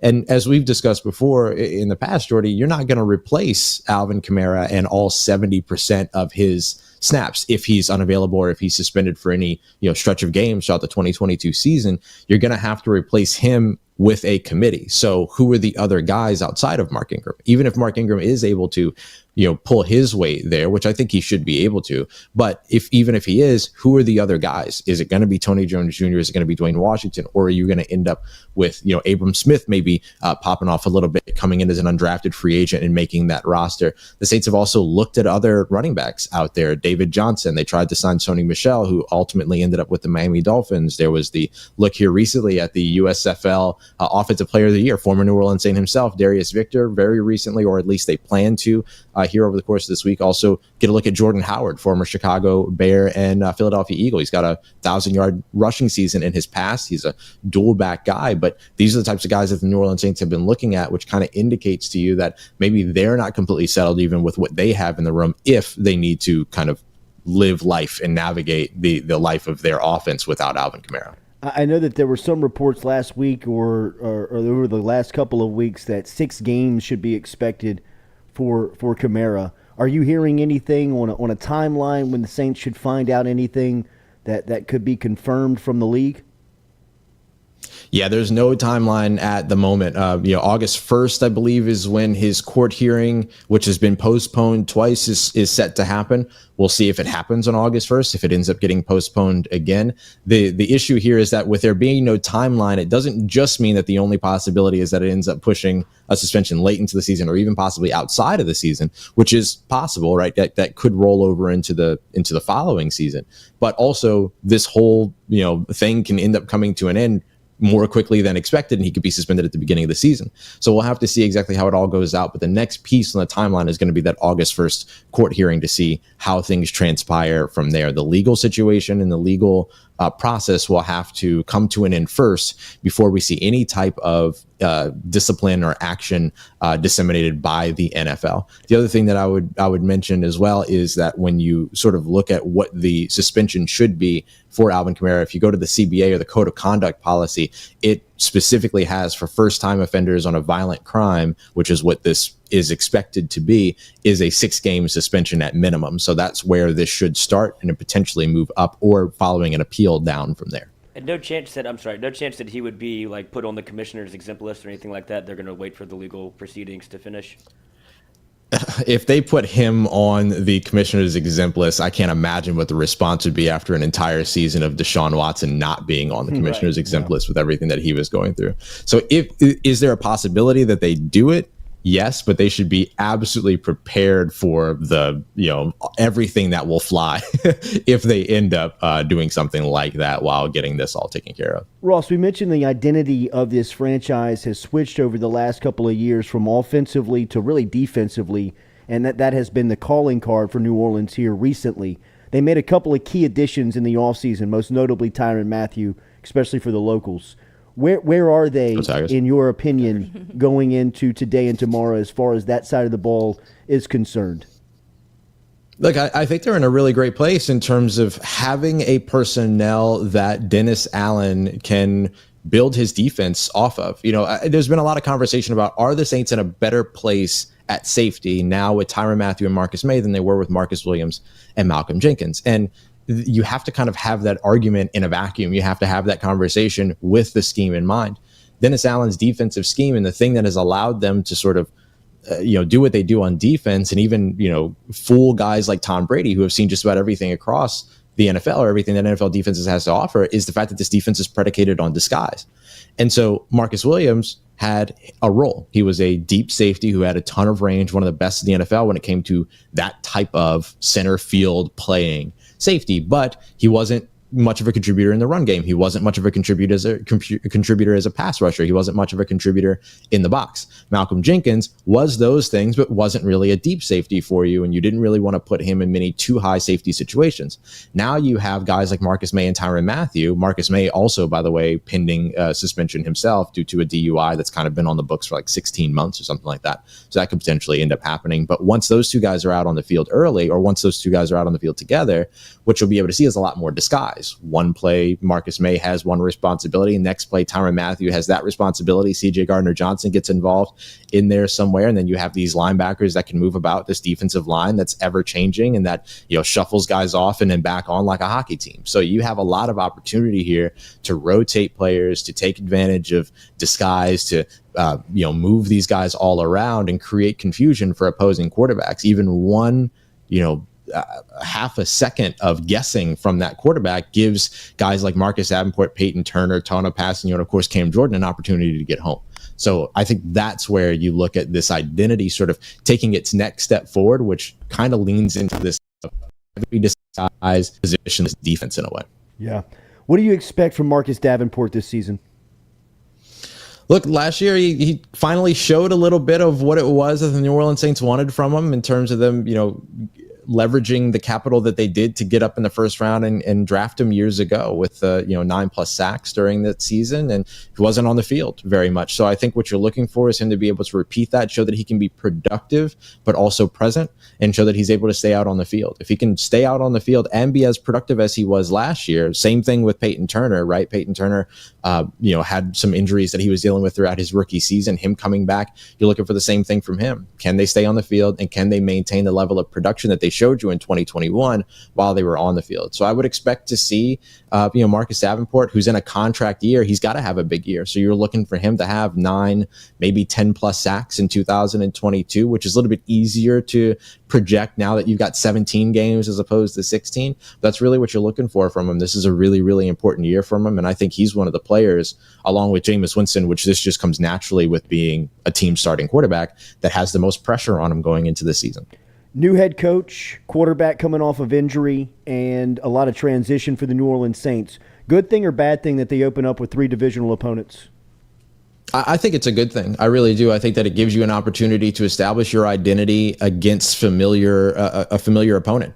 The Carolina Panthers are going to kind of be a little bit of an enigma with their quarterback change. The Atlanta Falcons are going to be a little bit of an enigma with whatever they're going to do at quarterback and everything that's been going on with them. I mean, they had to ship off Matt Ryan and all of that this offseason, but they've continued to build pretty well over the course of this offseason outside of the quarterback spot. So there'll be some question marks and some unfamiliarity, but for the most part, the opponent that you're going to be facing over the course of the first 3 games, and Tampa has mostly held as built over the course of the past couple of seasons. Your only difference now is that Todd Bowles is the head coach, but mostly you're still looking at Tom Brady and the offense that he wants to run over in the offensive side, and you're still looking at Todd Bowles' defense. So I think the familiarity of the opponents that they're going to be facing early on in the season gives them an opportunity to figure out who they are and build the identity the way that they want to. You build your team to compete within its division. You win the division, you go to the playoffs. So being able to open up against 3 division teams and then be able to close, I believe it's 3 of the last 5 games against division teams, it's a really good place for you to be able to have sort of that measuring stick going into what will hopefully be a postseason run. When you hit the practice facility and they open the gates and you're able to put your eyeballs on the practice field with the Saints going through training camp, what's the first thing you want to see? I would love to see the connection between Jameis Winston and his pass catchers. Last year, that was such a depleted unit with, injuries, and even throughout the season became more depleted. Deontay Hardy had his suspension. Marcus Callaway dealt with some stuff. You had Adam Troutman finally really click into gear, and then all of a sudden had to deal with injuries himself. Actually dealt with stuff before the season, as Luke Johnson talked about in that episode you referenced earlier of Locked On Saints. So I think that when you look at, when we hit the field, I'm looking at Jameis Winston, who he's connecting with, and then the guys that are blocking and protecting Jameis Winston. You're looking at Trevor Penning and James Hurst probably having that competition. I imagine James Hurst will be the early leader in all of that over at left tackle. But then what happens from there? What's the ripple effect from there? Who moves to other positions? Who gets an opportunity to compete elsewhere on the offensive line, and how they hold up in front of Jameis? Ross Jackson from Locked On Saints podcast. I know that the information and the content is about to kick up with training camp starting tomorrow. What can the listeners expect? Well, we're going to be doing over on Locked On Saints what we like to call in the world of football two-a-days, and I guess in the world of the gym as well, two-a-days. We all are looking forward to what we're going to be able to do here over at Locked On Saints, and so that will include, after each training camp practice, a quick episode to get you caught up on all of the observations, and then a more focused episode later on in the day that will be pre-recorded that kind of breaks down the three major storylines from each day of training camp. That way you're getting all of the observations, but getting the in-depth look at the things you absolutely need to know about around your New Orleans Saints. So we'll be doing that every day that the Saints practice over on Locked On Saints. And of course, you can catch some more written work as well with observations and notes, things like that over at saintswire.usatoday.com. Locked On Saints podcast is a must listen. I've been listening to it all off season. Can't wait to hear the content going into the season with Ross and his crew and what they got going on over there at Locked On. Follow him on Twitter at Ross Jackson. Nola, we will talk again soon, my friend. Thank you. Ross, where can we get some of that merch? I have my eye on that trucker hat over there behind me. Oh yeah, that's one right up here. Yeah, no, I do love that hat. That's a pretty dope hat. Let me hit up David Locke and see what I can get done for you. Appreciate you, bro. Talk soon. Hey, absolutely. Y'all take care. See you soon. All right, man. There he is, Ross Jackson checking in from Locked On Saints podcast. Check that out if you want the latest on what's going on with the New Orleans Saints. He's got all the information. They're doing great stuff over there. And as I always say about the podcast, man, one thing in the podcast world that is the toughest thing to do is to be consistent. And whether that's consistent with your information or consistent with your content, Ross is both. He is there every day with great content, and it is there. It is always going to be there for you every single day if you check in on the Locked On Saints podcast. So make sure and give him a subscription today and give him a follow on Twitter if you're not already doing that, at Ross Jackson Nola. And get in touch with our friend Daniel Newman if you need any financial advice. Daniel can help you today if you're looking for some help on investments, if you're looking on help on savings, if you're looking on help on just some financial and fiscal advice. Let Daniel Newman help you out today. Daniel.Newman@edwardjones.com. He's got great experience within the industrial space. If you work within the industrial space and need some help or just some outlook on your finances and how to save and how he can help you out into the future, let Daniel Newman help you out. He's got great experience there. Daniel Newman is easy to get in touch with. Email him today, daniel.newman@edwardjones.com, daniel.newman@edwardjones.com. We'll be back with more here at the Jordy Culotta Show, driven and powered by Go Chevrolet.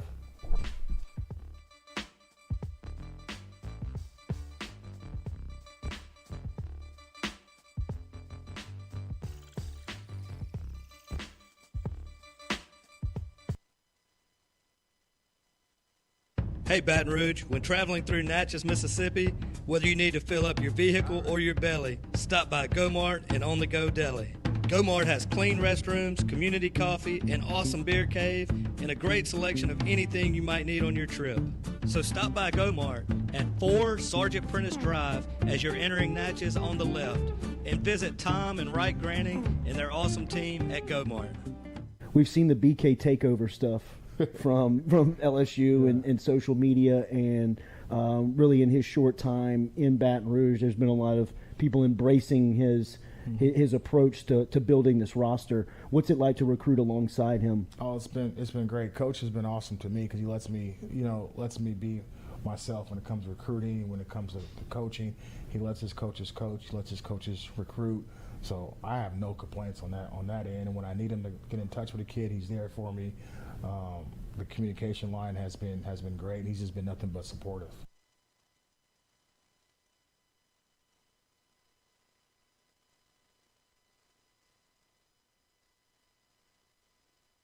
But this opportunity was different. You have a chance to come to a place with unbelievable tradition, work for the winningest head coach in college football. Just be at a state. I've never been at a state where football's king, and if you just dominate your state, you're going to get some of the best players that there are. Sure. Yeah, so I think, getting through spring, I mean, most of it was obviously just installing the offense. And I think all four guys really made some strides in terms of that and showed a lot of positives. Obviously, which, you guys get to talk about all the time. So you guys, Sure. Yeah. But all four have done a great job. They did. I think they really did a really nice job in spring of taking strides forward individually, and everybody's different in terms of what they need to get better at and what they need to show. And then move it into summer, and I love the way they're working right now in the weight room for Coach Flint. But like I said, I think spring a lot was everything was new for everybody. So especially at the beginning, there wasn't as much evaluation, say the first few days, get into the flow, and then I think we got some good opportunities for some guys to get some reps, and I think everybody showed some positives. Hey, Baton Rouge, when traveling through Natchez, Mississippi, we're all from different places and backgrounds. We've each experienced our own versions of life, but in the end, we're all on the same team. I'm part of that team, along with these players in purple and gold. Kayshawn Buddha, Malik Neighbors, Miles Frazier, Kyron Lacey, Kerry Cooks. Whether on the field or in the courtroom, your team matters. So join our team. Make a difference. Bet. Let's get it done. Best athlete to come out of New Iberia, Mark Roman? Kayshawn Buddha. Kayshawn? Wow. Right now, Kayshawn, and Mark was a little bit before me. I was a ball boy. When Mark was playing at New Iberia Senior High School. I played like right after Mark. But Kayshawn just has done some things, and just the things that you guys are seeing Kayshawn do, that he's not even scratching the surface of what we saw on a day-to-day basis at practice. And he's unreal. He's unreal. He's so natural. It's so so easy. It looks so easy to him. Yes, it's so easy, and there's never been another a competitor I've ever seen like Kayshawn. Kayshawn would not lose going to eat pregame meal. He has to be the first. He is the ultimate competitor. He would not lose. So trust me, he will be ready.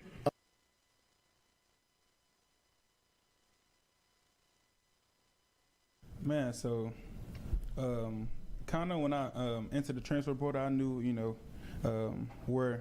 what type of facility, what type of, program I wanted to go to. Being that before I committed to Ohio State, my first unofficial was to LSU. Oh, wow. And but that was when Coach O and Court Raymond was here or whatever. But definitely the coaches, the scheme Kelly, trying to bring in, trying to implement, his way of going, like detailed person. That's where I wanted to be. I know I want to be. Did you have any experience with Coach Kelly? No, I had no experience. No. Really? Who was your main recruiter from LSU? Sherman Wilson. Yeah, he was. Stay consistent. Honest. Just gave it to me straight. Yeah. And this is where I wanted to be. How do you feel about that number at this university playing that position? Yeah, man, I definitely want it. I definitely. He wanted to come in and prove, to my teammates, not just the coaches, but to my teammates that I got to go play with, that, I deserve it. And once I do that, then, everything is, up from there.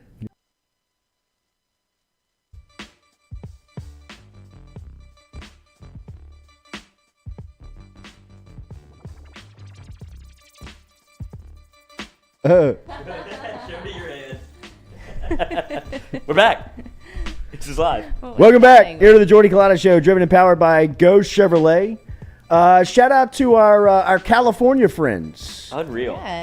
Ricardo and Maxie, his son, on a college visiting tour, touring the SEC. My man goes to an Ivy League feeding high school out on the West Coast. His family is LSU, all LSU, mom, dad, brothers, sisters. My guy Maxie got no choice where he's going to college. I'm sure mom's thrilled. Dad's teasing him with a cross-country college campus visit. knowing the whole time he's already paid the tuition to LSU. It's already a done deal. He's locked in. Yeah, I would imagine that conversation. But Will's like, "Oh, I've got a list of Ivy League schools. I actually want to go to LSU." Yeah, right. Sweet. Here's your school. But it is good to have them in studio this morning, making the trek from California. Loyal listeners, which we appreciate very much out on the West Coast. That is the power of digital media. It travels. There are no cell towers. There's no restrictions. There's no listening areas. The world can access what we have going on over here at the Jordy Culotta Show, which is a testimony to Ricardo and Maxie being down here today, talking about their college experience and the way that they listen to us on their trek from the valley each morning. There's a pipeline to starting their day. Louis Caro says #Rico. Maybe Ricardo. That would be disappointing. That'd be heartbreaking. No way. Speaking That of would Rico, be. Yes. last night I went to Whataburger and I said my name to the thing. You ordered food? And and the lady was like, Rico? And I was like, you know what? Yeah, that's my name. Rico. So I was Rico last night. Rico's That's great, everywhere. man. That's great. That might be dangerous. Good stuff from our friend over at Ross Jackson over at Locked On Saints. Too smart I wanted for to us. say Locked On Pels. I did too. Locked On Saints, because that's where I found Ross was listening to Locked On Pels podcast and was actually found the Locked On Saints. And Ross does a great job of really spelling out what the Saints are going through. And like I said, it's every day. So if you really want to get kept up on what's going on with a certain team, the Locked On brand is really a cool concept. I remember a couple of years ago when they started this and they actually came to us at Guarantee. Moscona kind of ran with the Locked On LSU. Oh, really? I think he got a little too busy for it, and then when he passed it off to our friend Chris Gordy, who's over in the Houston market. I ran into Chris last week at SEC Media Days, and he was still doing the Locked On LSU podcast, which is great content and always good information from CG. But the Locked On brand is a a concept. I didn't know it was that big. It's huge. It's in every market. Oh, It's in every. It's every that. market. Okay. It's like you've got. Name it. Locked On Warriors. Locked On San Francisco Giants. They just Locked I On didn't North realize Carolina that. Wow. Tar Heels. It's just every every market has a Locked On brand. Okay. And really, we're very lucky with the. Really with the content providers that we have. Ross Jackson does such a great job, obviously, with the New Orleans Saints. And we always talked about the Locked On Pels podcast, as well. So it's really a cool concept and a cool idea that the Saints and Jackson have a great fit with. So it's cool to have access to him, and we'll be talking to him a ton throughout this camp. And throughout the season, in getting the latest on LSU and getting the latest on the Saints and getting the latest on what's happening. And we're gonna have our own little insider.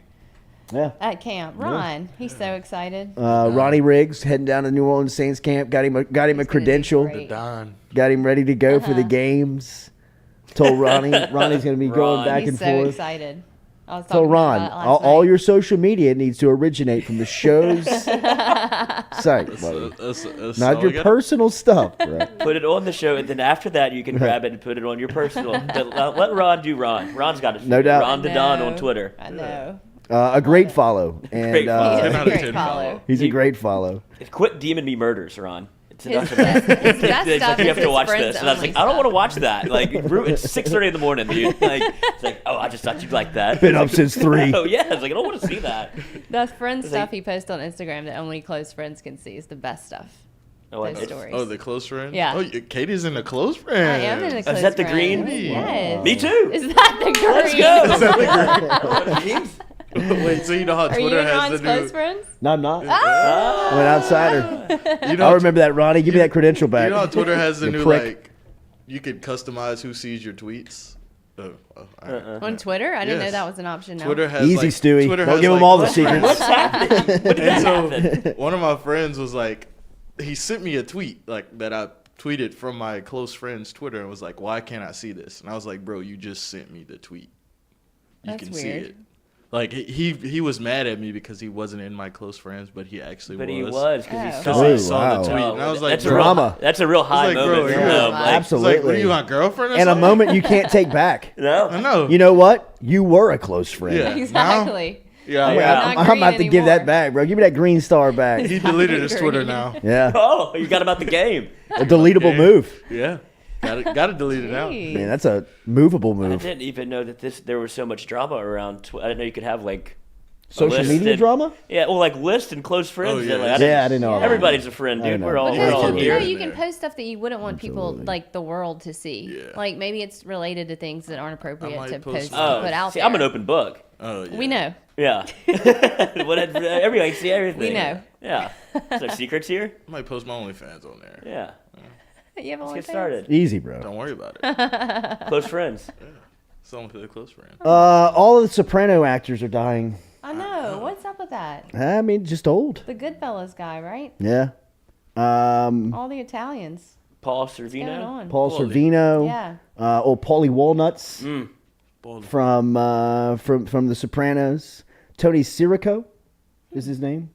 Passed away. He's the one that had the raccoon streaks in his head. The kind of the white streaks in his slick back hair. Wore the velour jumpsuits. Drove a Cadillac.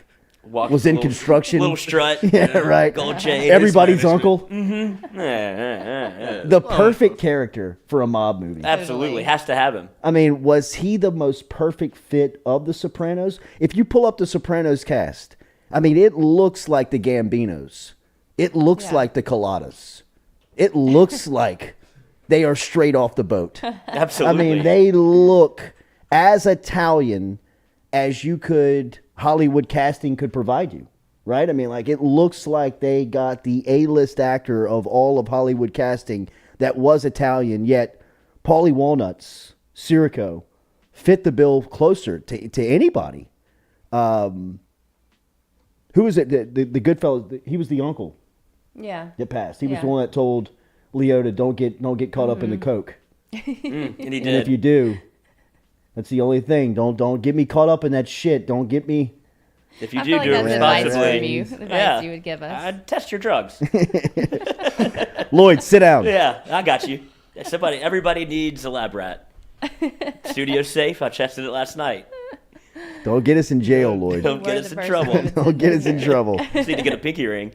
You do. I have one.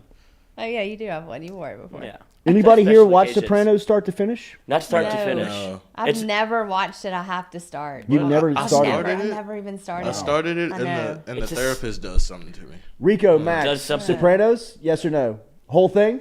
Whole thing. Wow. You a believer? Cut to black. Little overrated. Second time, it's not that good. I agree, Rico. Thank you. That is Okay. a freezing. That's not the hottest take, but I agree with you. That The Sopranos is a the story doesn't. Then do move. I even That's watch what I. it? Yeah, it's The really no story. doesn't budge, and I can sit around and watch people talk Paisan all day. Right. You know Is what I it mean? worth If you me want watching it then? It feels like you have to see No, I it think just that so you you probably can have have the to. conversation. But I've tried And to watch look, it multiple times. The early seasons are fantastic. Okay. Yeah, Like, like I mean, the first like, season was cool. When you're falling in love with it, the early days. I mean, and it's like it's cool, like an ode to New York City. Okay. And And then it falls off. I don't say that it falls off. I just say it gets very stale. They don't. Okay. Yeah, they don't progress the story. It seems like you're watching the same episode almost over and over Did again. you finish the whole no, thing? I can't. Oh, I've you tried never to. did? I've tried How to watch far did it. you get? Probably 3 seasons, and Okay. it's like, all right, nothing's really. He That's loves probably the what I'll therapist. do. He hates the therapist. She doesn't like him. Right. He's always fighting with his wife. His daughter's doing meth instead of to study, which I thought was a bold move.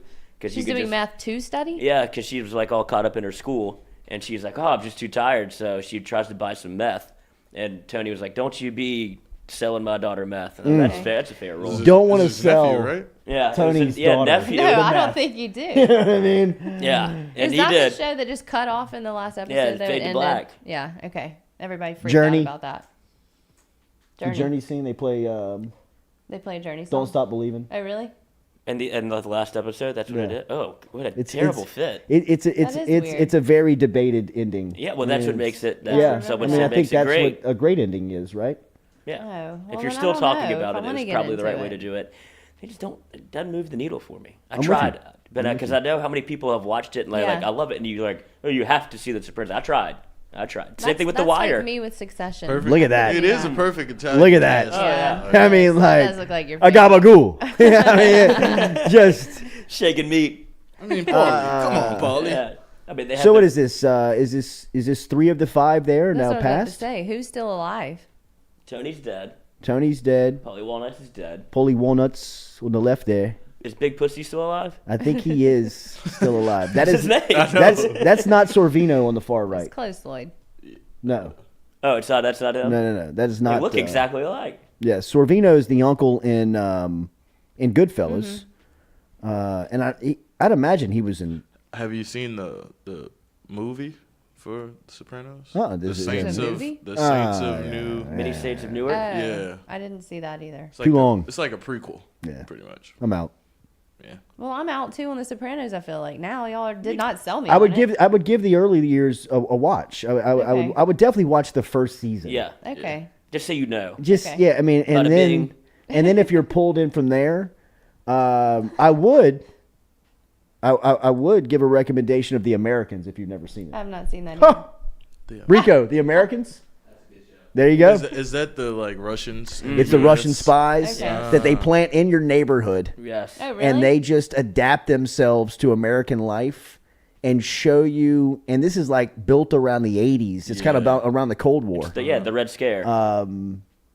And it just shows you probably that they're up in a few all days. among us. Yeah. You know what I mean? Few Russians Like, running around. who knows even if Rico and Maxie are legitimate. You know what I mean? They could be planted by Putin here on spies and wanting to know what the digital media movement's happening down in South. Sputnik 3? Go find me what's going on at FM Digital Media. You're now known. I'm as going to put Rico. you on a college tour in the South. Just claim you're always going to LSU. I'm going to plant you in Baton Rouge for a couple of days and bring me back the intel of what's going on with the digital media crew down there. There could be an easier group to infiltrate. You're like, oh, this is right. great. Yeah, take Snap a couple of pictures. We got you some gear here, Here's Rico. the address. Come straight in the door. Right. It's always unlocked. Here's a Yeah. key. Alarm code's this. Make sure you hit the pound button after the numbers. Here's the credit card if you want to go grab some lunch. Right. Southern hospitality. Meanwhile, they're that. planting So real. microphones and cameras in every room here. Because we're so. Putin's interesting. watching a shower. Good. Yeah, right. Yeah. Might Put on learn the something. show. Might be jealous. Stream everything. All right, we appreciate you being out there. Hit that like button, share button, comment button. As we said, Monkeypox is real. The Americans, monkeypox is real. Is The it? Americans is a top 3 show. I would absolutely get into streaming. Breaking Bad for me is the 1 seed. Breaking Bad was great. I did Breaking do Bad that is the 1 seed. Rico, we good on Breaking Bad? Okay. Just What like meth. discipline. The discipline on this guy. amazing. I mean, a teacher urged him to go to LSU. Next thing you know, the whole family's there. He sees one episode of Breaking Bad. He's like out this too much. because he knows he's going to love it too much. Have you been watching Better Call Saul? I have not. I didn't do that either. Apparently, was it good? is like It's right well, up I mean, there. it's I the watched- same people Really? that made Breaking Yeah, Bad. it's Vince Yeah. Gilligan wrote. It's Well, I know obviously a that, spin-off yes. off The Lawyer, but I never they didn't know liked how the good it was spinoffs. going to be. It is top tier. Have you ever heard the Really? Gilligan Rich Eisen podcast of him explaining how he came up with all of this and writing the story? No. Dude, it is. I bet that's amazing. It's a must listen for a I Breaking bet. Bad fan Vincent? and just for a podcaster. Like, it is a great, because Eisen is a Psycho fan. Yeah. So he gets this interview and is able to kind of like be a professional fan. Right. You know, but Like, I couldn't wait to talk to you. He keeps it pro, but he's also asking all the right questions. Right. It's a fantastic listen. Breaking Bad would be my 1 seed. The Americans would actually be my 2 seed. All right, I got to do the Okay, Americans. I have to do the Americans. My parents watched it. Said it's awesome. And then I guess I would go Entourage 3. I was about to Entourage say definitely Entourage. up I know there. it's not the best I show, but miss it is the best Entourage. show. It hasn't aged well. No, probably No. not. I'm surprised Ari Gold kind of slipped through the cracks. But you did could- he? I think he kind of got swept up at the end. Oh, and the He got cancel culture. He had some social media Well, pop he out didn't on it. know Always then do. Yeah. what you I can and love can't say. Entourage. I mean, I think Jeremy Piven, the reason why Ari Gold was so great is because that's be who like he that. is. Yeah. Yeah, right. I mean, That's his personality. that's the guy. Yeah, I mean, I think Jeez. that's yeah, right. Yeah, he's not Dean Pritchard. No, he's In old not Dean school. No, Pritchard. exactly. Very easy for him to draw Ari Gold. It comes very naturally to me. Yes, like, absolutely. oh God, you might be him. There is in fact, I saw on, golly, what is the channel? The Sundance television channel you can find this, Lloyd, is a great watch. You would love this, Lloyd. The year after, I want to say this is like after the 3rd season of Entourage, they follow Piven going back to his home country. Oh, wow. And he goes on this it was a lifetime achievement type vacation oh, yeah, the victory for him, tour. right? Like, I mean, like I have enough money to do whatever in the world that I want, but he's also kind of battling being typecast.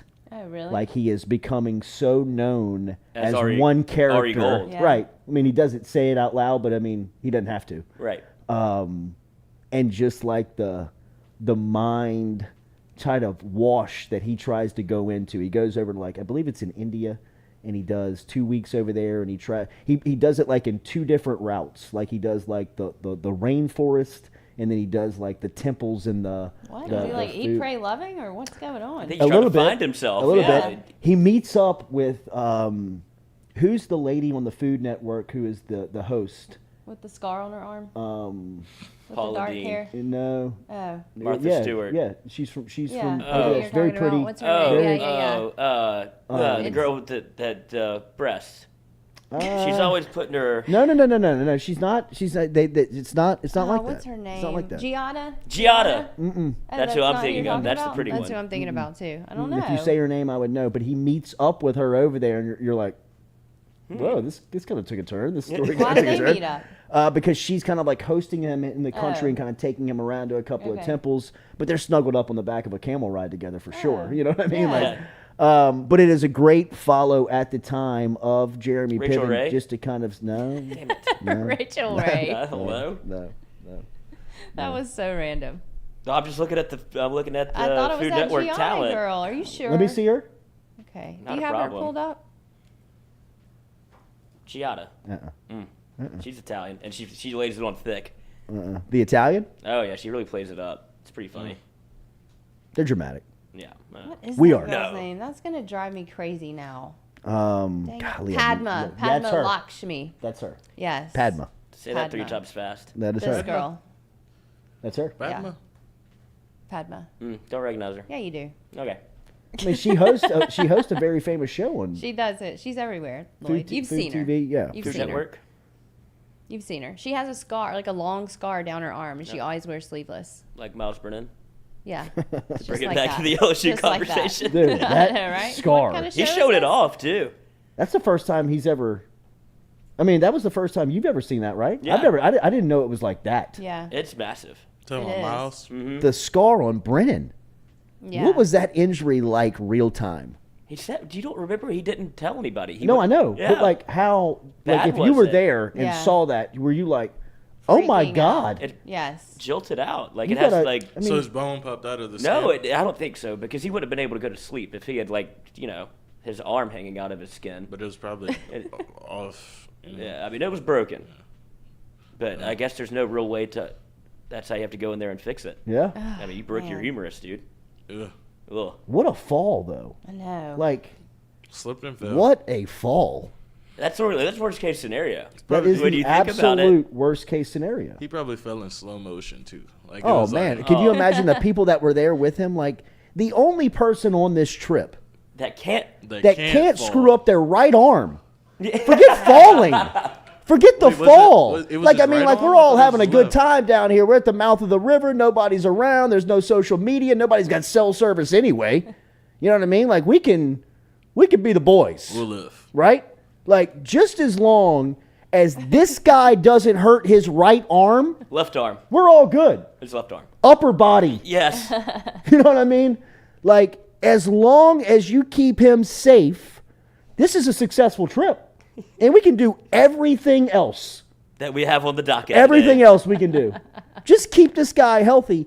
And the report was like the trip hadn't even started yet. This was he was Like, they loading up just the got boat there. Yeah. to get. Well, he had first of all, don't make this man carry the tackle box. Like arms free. Let him. Like he shouldn't Yeah. be doing anything. Like, this is my boat. I don't want to do anything. Like, y'all go help this man. You got invited on the trip. I mean, flip-flops. Let him ride on somebody's back. Yes. Pull him in a... Carry him into the boat. Yeah. Place him down gently and hand him his beers. You know what I mean? Exactly. Don't throw him to me. Just here. Just Goes laying down on that pier. What is he thinking, bro? Like, there's no way they went fishing. There's no way that's not the type of injury where you're like, I think I'm okay. No. That's I'm hurt. Fucked. Yeah. This I don't is want to tell anybody. Screwed. Oh. What a trip ruiner. Oh, You man. think? We're about to have a blast. The Oh, my ultimate God. buzzkill. Oh, fucking Miles. They're going to go to the hospital. Tripped over a wood flat. Man. Dude. Poor guy. With that being said, though, LSU opens up training camp next week, and the most fierce competition on the field going into it feels like it is at quarterback. I think that is probably the competition that obviously everybody is going to look at just by the nature of the position. But when you openly talk about it, I think the offensive line's probably got some competitive spots that are going to be, just as fierce, but you may not be paying as close of attention to because of just the notoriety of the spot. And the quarterback competition at LSU is, as the offensive coordinator painted it while he was on this set a couple of weeks back, as good a competition as you can find in the country. And I don't think that those were just company lines. I believe that even within their own rooms that they feel so comfortable and confident of the quarterbacks that they have going into fall camp with. So Brian Kelly has passed the early quarterback test of keeping them all three on campus, all together in the same locker room going into camp. Is he going to be able to say that going into the Florida State game week is the true debate, right? Is if he can keep these guys all bought in, all competitive, hungry, all pulling for whoever gets the starting job and nobody transfers, is going to be the big question that Kelly, Denbrock, the offensive staff are going to have to navigate as almost a sub storyline to finding the starter. And I think that's what Kelly has done up to this point. We've talked a lot about that since Kelly has landed on the job. When he's talked about the quarterback, or even if you look at his actions of getting that position in order. One of the first orders of business that Brian Kelly had when he was named LSU head football coach was going to secure that quarterback room, and he made a call to Miles Brennan and fished him out of, no pun intended, the transfer portal. It looked like Miles Brennan was going to end up at Southern Miss. Last 2 years of eligibility in college football, go back closer to home, go back to a region of the country that you're very familiar with, to a school that would love to have Brennan in their quarterback room calling snaps and signals. They don't even have a quarterback. For the Golden Eagles, no. And even if they did. Frank Gore Jr. is that quarterback. Are you kidding? Really? I'm serious. I know the other running back because he's from Patterson. And, he starts, and Frank Gore Jr. is there. So they just run the Wildcat? They run the Wildcat. Oh, and read goodness option. gracious.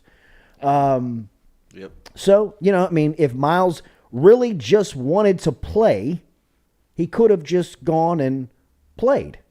Gotten on the field, enjoyed his experience, gotten back home to a place that he's familiar with, people that he knows. But Brian Kelly calls him, gets him back to LSU, sells him on the chance to have the starting quarterback job in year one under Kelly. After that, he goes and gets Jaden Daniels. All of the stuff works out with Nussmeier. He's still here. You bring in Walker Howard, who is top 3 quarterback in last year's recruiting cycle. The room is loaded, right? You go through spring. You see all these guys work out. You see them get their reps. They know in-house who their guy is. I believe that as you and I talk today. I still believe that the competition is open, but you've been able to slot the competition. Right? I mean, they're not going into this thing blind. They're not going into this thing without having seen some of the prospects up close. How many of the coaches came through here and told you how important on-the-field evaluation was in recruiting? How important the camp circuit was for guys so that you, the coach, can look at him and say, do this like this right now, and I can see it. And they can make their judgment up. And just as they sell you in camp, It's the same on the practice field. You know instantly who can and can't play right when you look at them. And even of all of the ones that can play, you can still see the difference almost immediately. And then after evaluating 15 practices, Brian Kelly, Mike Denbrock, Joe Sloan all know what the pecking order of the quarterback reps and levels are to the competition, at least going in. Quarterback competition still open. May the best man win. But they know in-house kind of, after seeing 15 practices, they feel comfortable about calling these types of plays for this guy. They feel comfortable about putting this type of situations around this quarterback. But all in all, they feel more comfortable with this guy running the bulk of the play calls. They know who they feel most comfortable with. I'm not saying that inside they know they've got their number one guy, they've got their starter named, and they're going into camp like that. I'm just, come on. I mean, we've all been, how much more comfortable or confident are you around things that you've seen, understand, or at least gotten a chance to familiarize yourself with? These guys are football coaches by trade. Brian Kelly's been doing this for nearly 40 years. Mike Denbrock's been doing this for nearly 30 years. These guys have been looking at this. Joe Sloan played at a high level, has been coaching at a high level for 15 years. I think after 15 practices, a couple of scrimmages, that they don't have a clear understanding of who their guy is. They know who he is. They know going in, this is who they feel more comfortable with in situations. So it's going to be fascinating the way they manage this position early on in camp, and then how they ultimately name the starter, and then what the residual effect will be on the rest of the room once the starter was announced. How do you play that if you're Kelly, Sloan, Denbrock, and crew? Do you wait until Thursday of the Florida State game week to name your starter, to secure your roster, to make sure that you keep everybody intact for as long as possible? Or do you do one of your players a solid and say, look, I'm going this direction. I know how important it is for you to be able to play now. So I'm telling you out of respect, I'm going here. If that means that you want to look and try and find a place to play, we understand. Now, that doesn't make a lot of sense for Brian Kelly's best interest. But in coaching, you got to look out for your players' best interest, really, for more than anything, for that reputation to be sold out on the streets in recruiting. Look, Kelly could have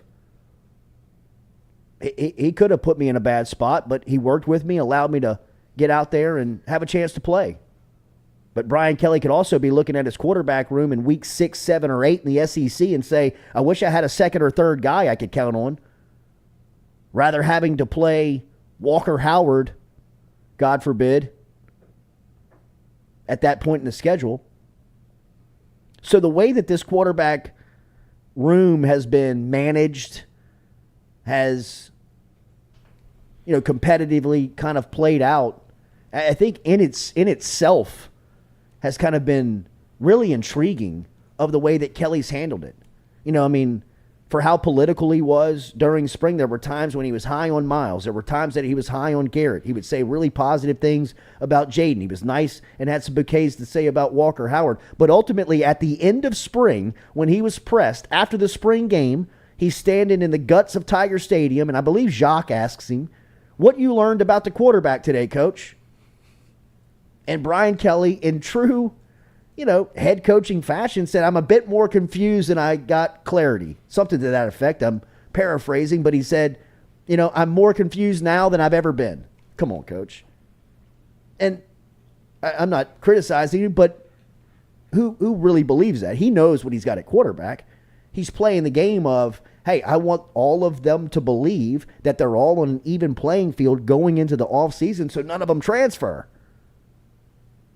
So I'm not looking at Walker Howard as my third team quarterback, and we lose a guy early in the season, and Walker Howard's the second string quarterback, and you're playing Alabama, Arkansas, and Texas A&M with him being a snap away. You're really in a great spot today. Tomorrow you could be screwed. And it goes into how you manage the personalities in the position, probably just as much as you're evaluating what's going on the field. So it's gonna be wild to see how this competition plays out. It was good to see Jaden Daniels having the wide receivers out to California last week and working those guys out. You can see everybody making their play for the leadership role and trying to, familiarize and make themselves the most comfortable around the guys that are going to be catching the balls. So, at least you can see internally that the guys in the competition, it seemed like each one of them kind of feel they got a shot. I've seen clips of Butte, of Besh, Kayshawn, Malik Neighbors, Jeray Jenkins working out with Garrett Nussmeier. Now you see the latest social media of all those guys hanging out in California with Jaden Daniels. All these guys are putting in the work. Now it's time to get on the field and really figure this thing out from the coach's standpoint, from the player's standpoint. Coaches have had the luxury of going through spring saying that this thing's an even race, keeping everybody intact in the off season, in the summer. Now you show up for camp, and this thing's got to be figured out. And at some point, you've got to name a starter, and that's not going to have the ripple effect. What is the ripple effect going to be? From when, who is the choice?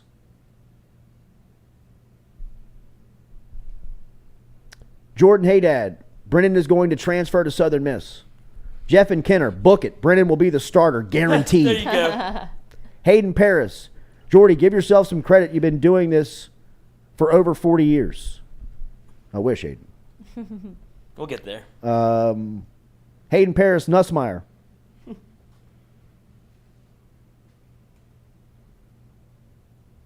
I'm just reading some of these statements here. But it's going to be great competition, man. It's going to be fascinating competition on and the full degree of the competition is going to be great for how you handle it off the field, the effects it has from the decision when it's made, who it is, to the room. All of that stuff will be it'll be interesting to see how Brian Kelly handles that in year one. I think that's something that you will look on, evaluate, and not necessarily judge him by, but it'll give you a good judge of his style. Mm-hmm. And I think even up to this point we've seen, and I have been very impressed with the way that he has handled that. We've seen a lot of people in that position get to the microphone with emotion. And emotion in a press conference setting can get you into trouble real quick. Because you can say some things that you can't necessarily take back, and you can almost be overly honest, too honest. Ed Ogeron was too honest at times. He would give you too much access into some of the discussions that were happening behind closed doors and gave you the true mindset and feelings on how coaches and he felt on certain players, things, strategies, whatever it may be. He almost gave you too much information. Les Miles would sit up there and dance and say stupid stuff and have you just kind of wondering, like, is he okay? But Kelly has really been very unemotional, very direct, yet very confusing. In the sense of, look, he understands the weight, the urgency on naming that position and making sure that it's staying up to from a competitive standpoint. But he also understands that you can't lose one of them because of the competition early on. I mean, who was it? Was it Dave Aranda at Baylor that named his starting quarterback the first day of spring practice? And then the other guy had the transfer And the portal. second day, the other guy transferred. You know, I mean, that's one way to play it. Aranda looked at his guy, said, "You're my guy. I believe in you. You're going to have this starting job from day one of spring." I bet that kid's confidence went through the absolute roof. Ready to play. Ready to produce. The effect it had on the other kid, he was in the transfer portal a day later. You know, I mean, if I had to bet today, I'd imagine that's how LSU's scenario is going to play out. That he's going to name a starter on Tuesday, and on Wednesday, one of them is going to be in the portal. And from LSU's standpoint, you want to delay that as long as possible. Do you think he's delaying that, or he honestly doesn't know? I think he's delaying it.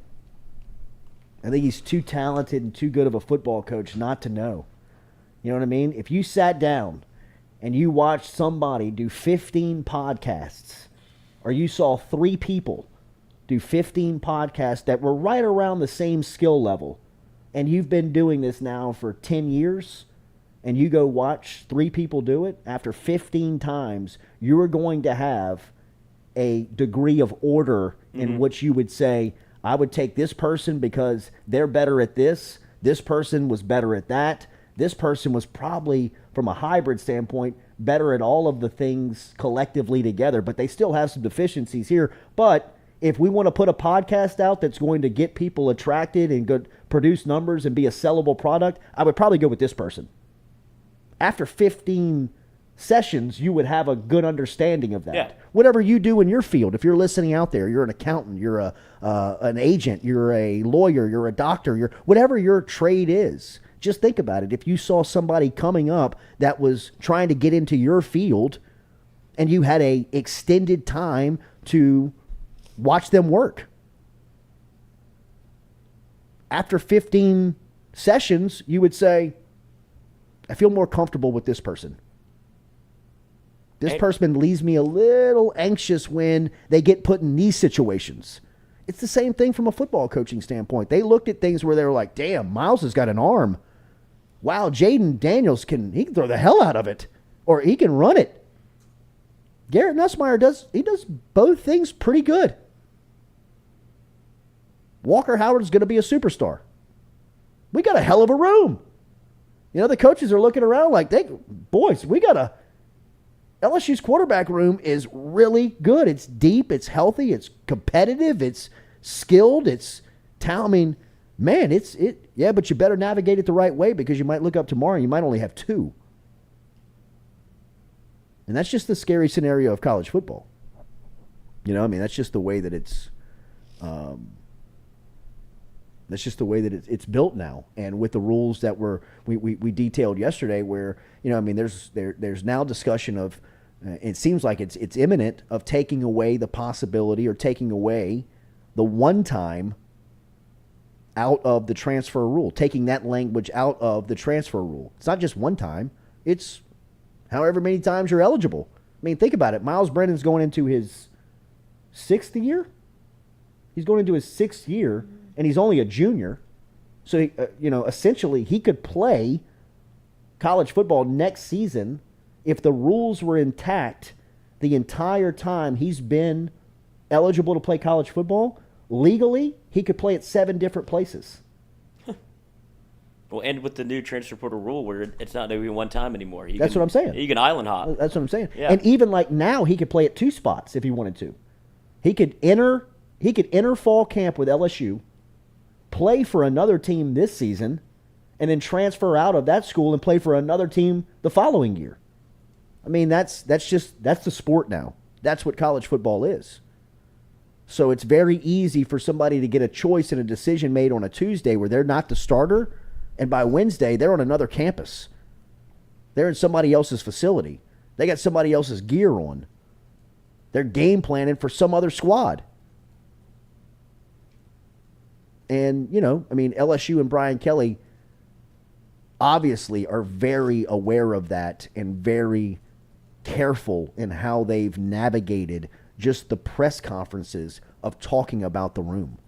So put them on the field, figure it out, see who can play. Let the cream rise to the top, make the decision, and live with whatever happens after that. The responsibility of LSU in the imminent is to win games now. Who gives LSU the best chance to win now? Make that choice and don't look back. I mean, that's what, I'm not giving Brian Kelly any advice, but that would be my approach to it of, look, you're probably going to see some waves crash due to the decision you make at that position. Somebody somewhere is going to have a ripple effect, and it's going to make them make a choice. You can't worry about that. Just make the decision of who gives you the best chance to win and live with that, whatever falls out from it. Have a great rest of your day. Make sure to hit that like button, share button, comment button. If you're not subscribed, hit the subscription button and hit the notification for the bell so you can know when we go live.